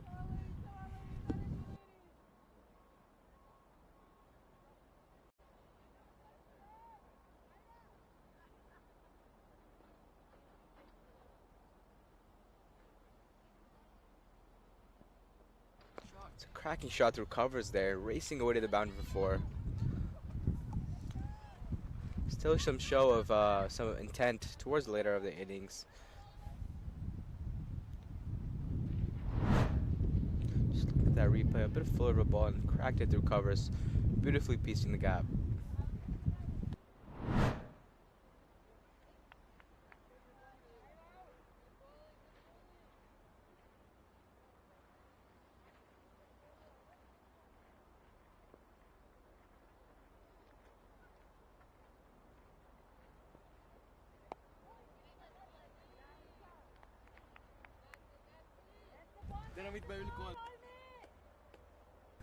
Two balls left on the over.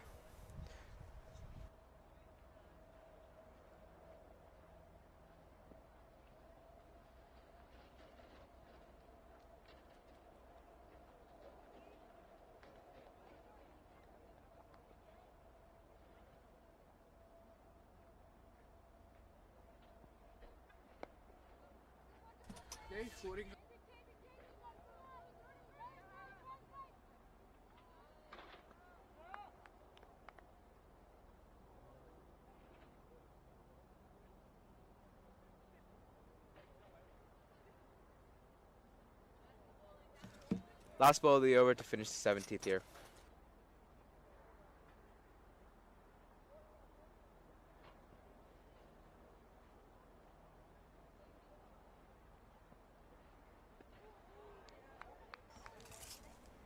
That's a wide ball, and Sanvi gets to face another ball of Dhruti here.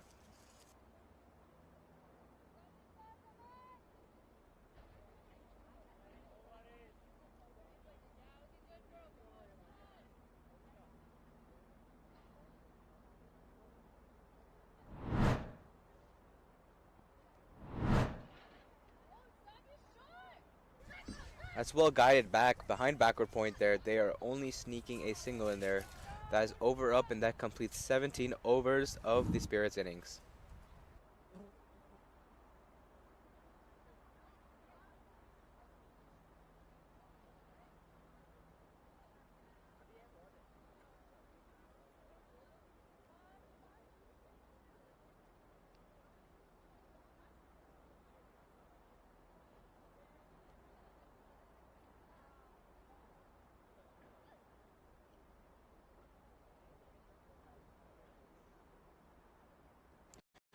Beautiful view of our mountain beside us. Always great here. Just looking at our this chart right here, we can see that the runs have been the Spirits have always been below the run rate of the asking run rate from the Thunders. You know, loss of early wickets also caused the Thunders to be a bit low at the start.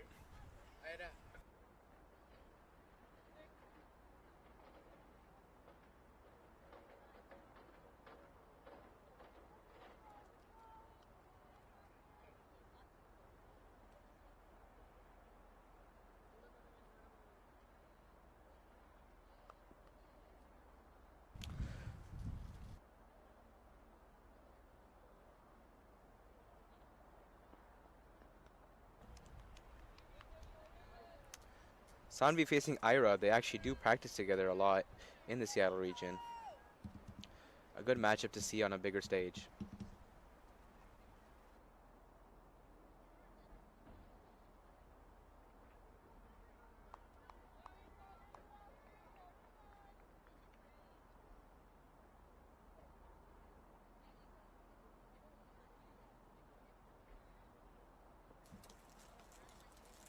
Has given another wide. Ira seems to be going at the ploy to reach more towards the outside offside.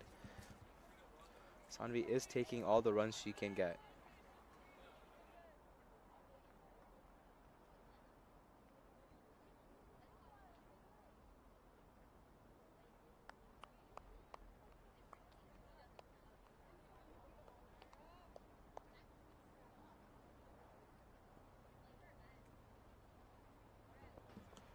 As well bowled. That is a Yorker. Much closer to the stumps there. The asking run rate has gone up to 32.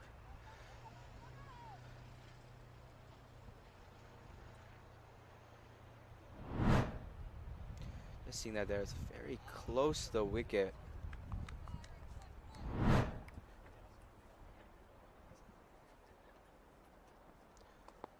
Good hit right to point. Unfortunately misses the full toss there, and Ira does get the better of Sanvi.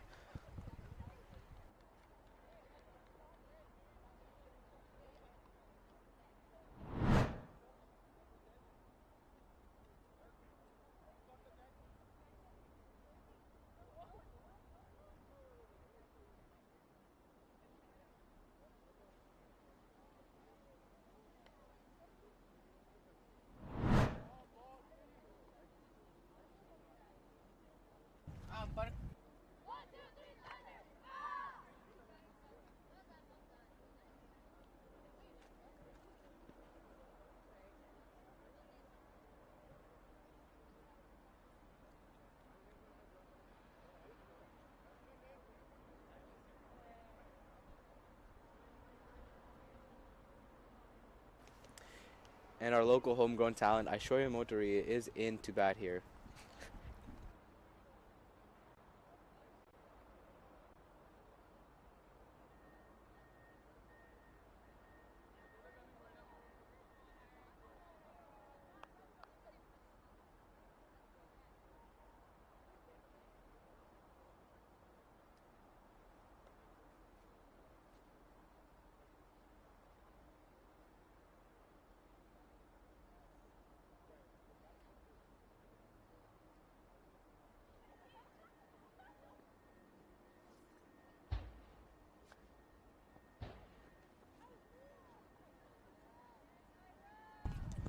Just missing the outside edge there.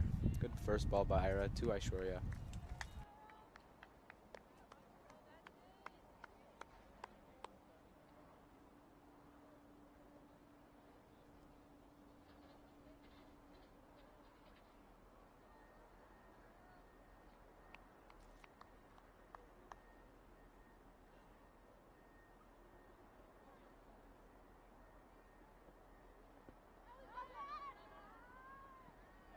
And that is given out straight in front of the wicket. Ira picks up another.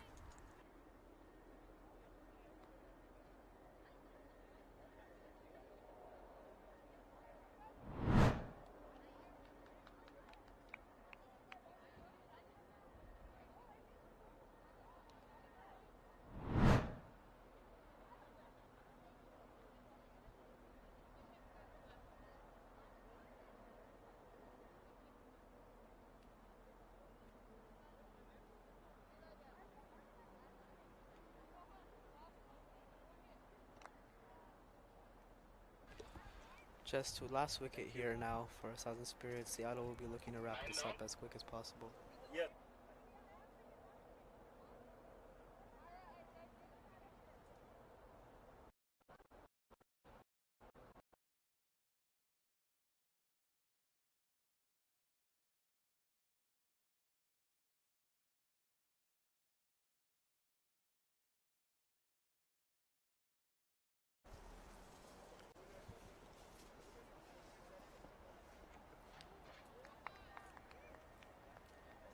Good keeping by Anika here.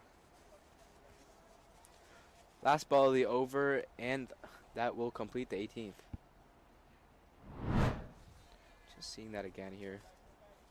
Still seeing a bit of movement in the air. A bit of inward movement. Last ball of the over.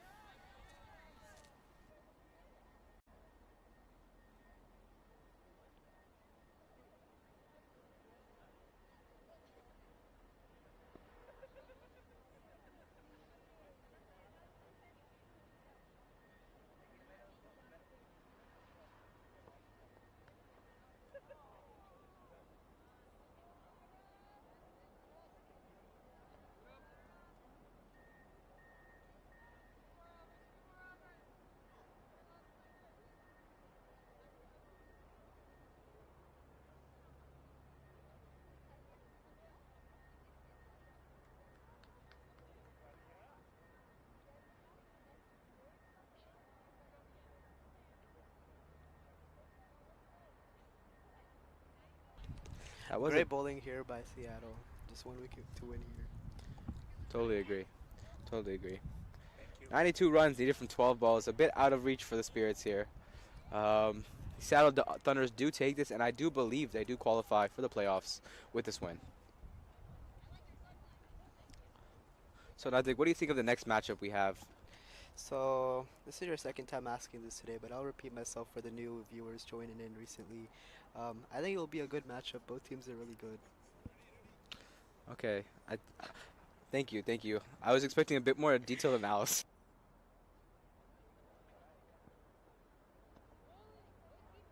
That does drift a bit down leg for a wide there. Sorry, just Is anyone still watching this?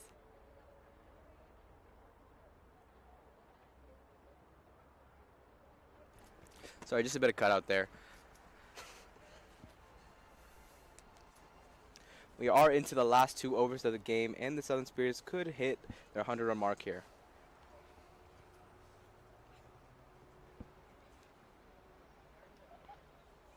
That is another wide.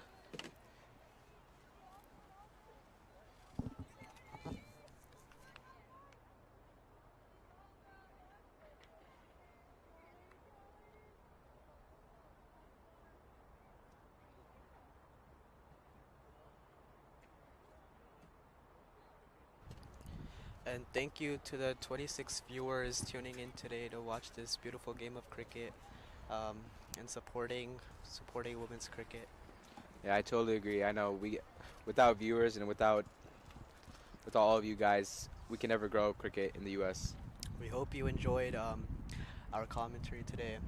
We will be back for the next game as well. Yeah, so stay tuned for that too. And we do see the comments you guys leave on the live, so feel free to engage.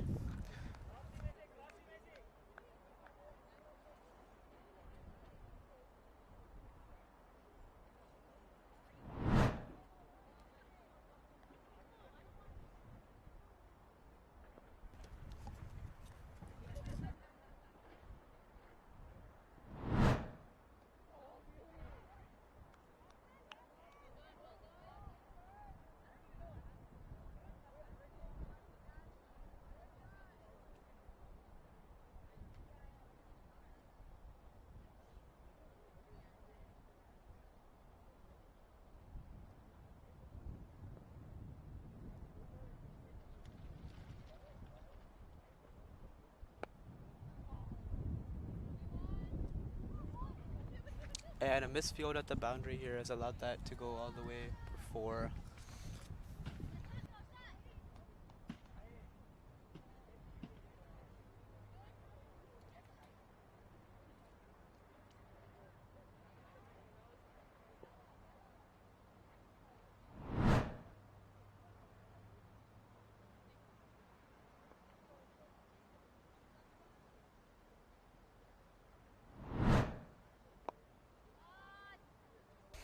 Another hit straight to extra covers there.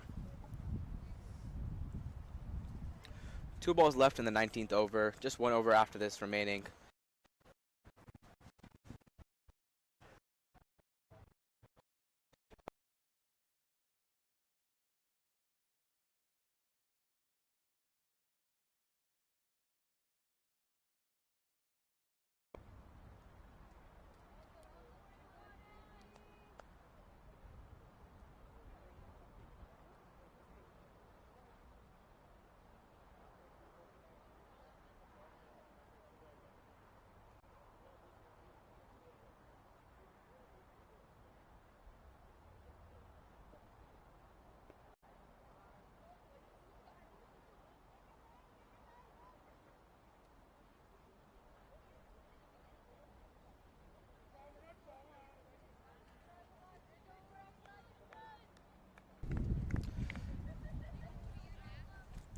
A lot of wides from Dutri here.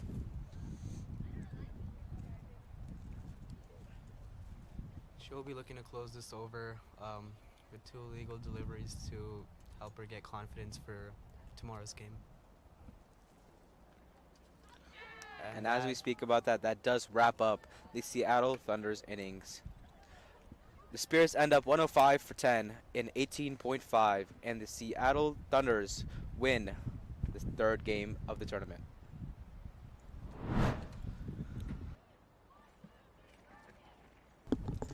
A massive victory for the Seattle Thunders, winning by a massive mammoth total of 81 runs. We will be back soon for the Houston Hurricanes and the Rising Stars matchup.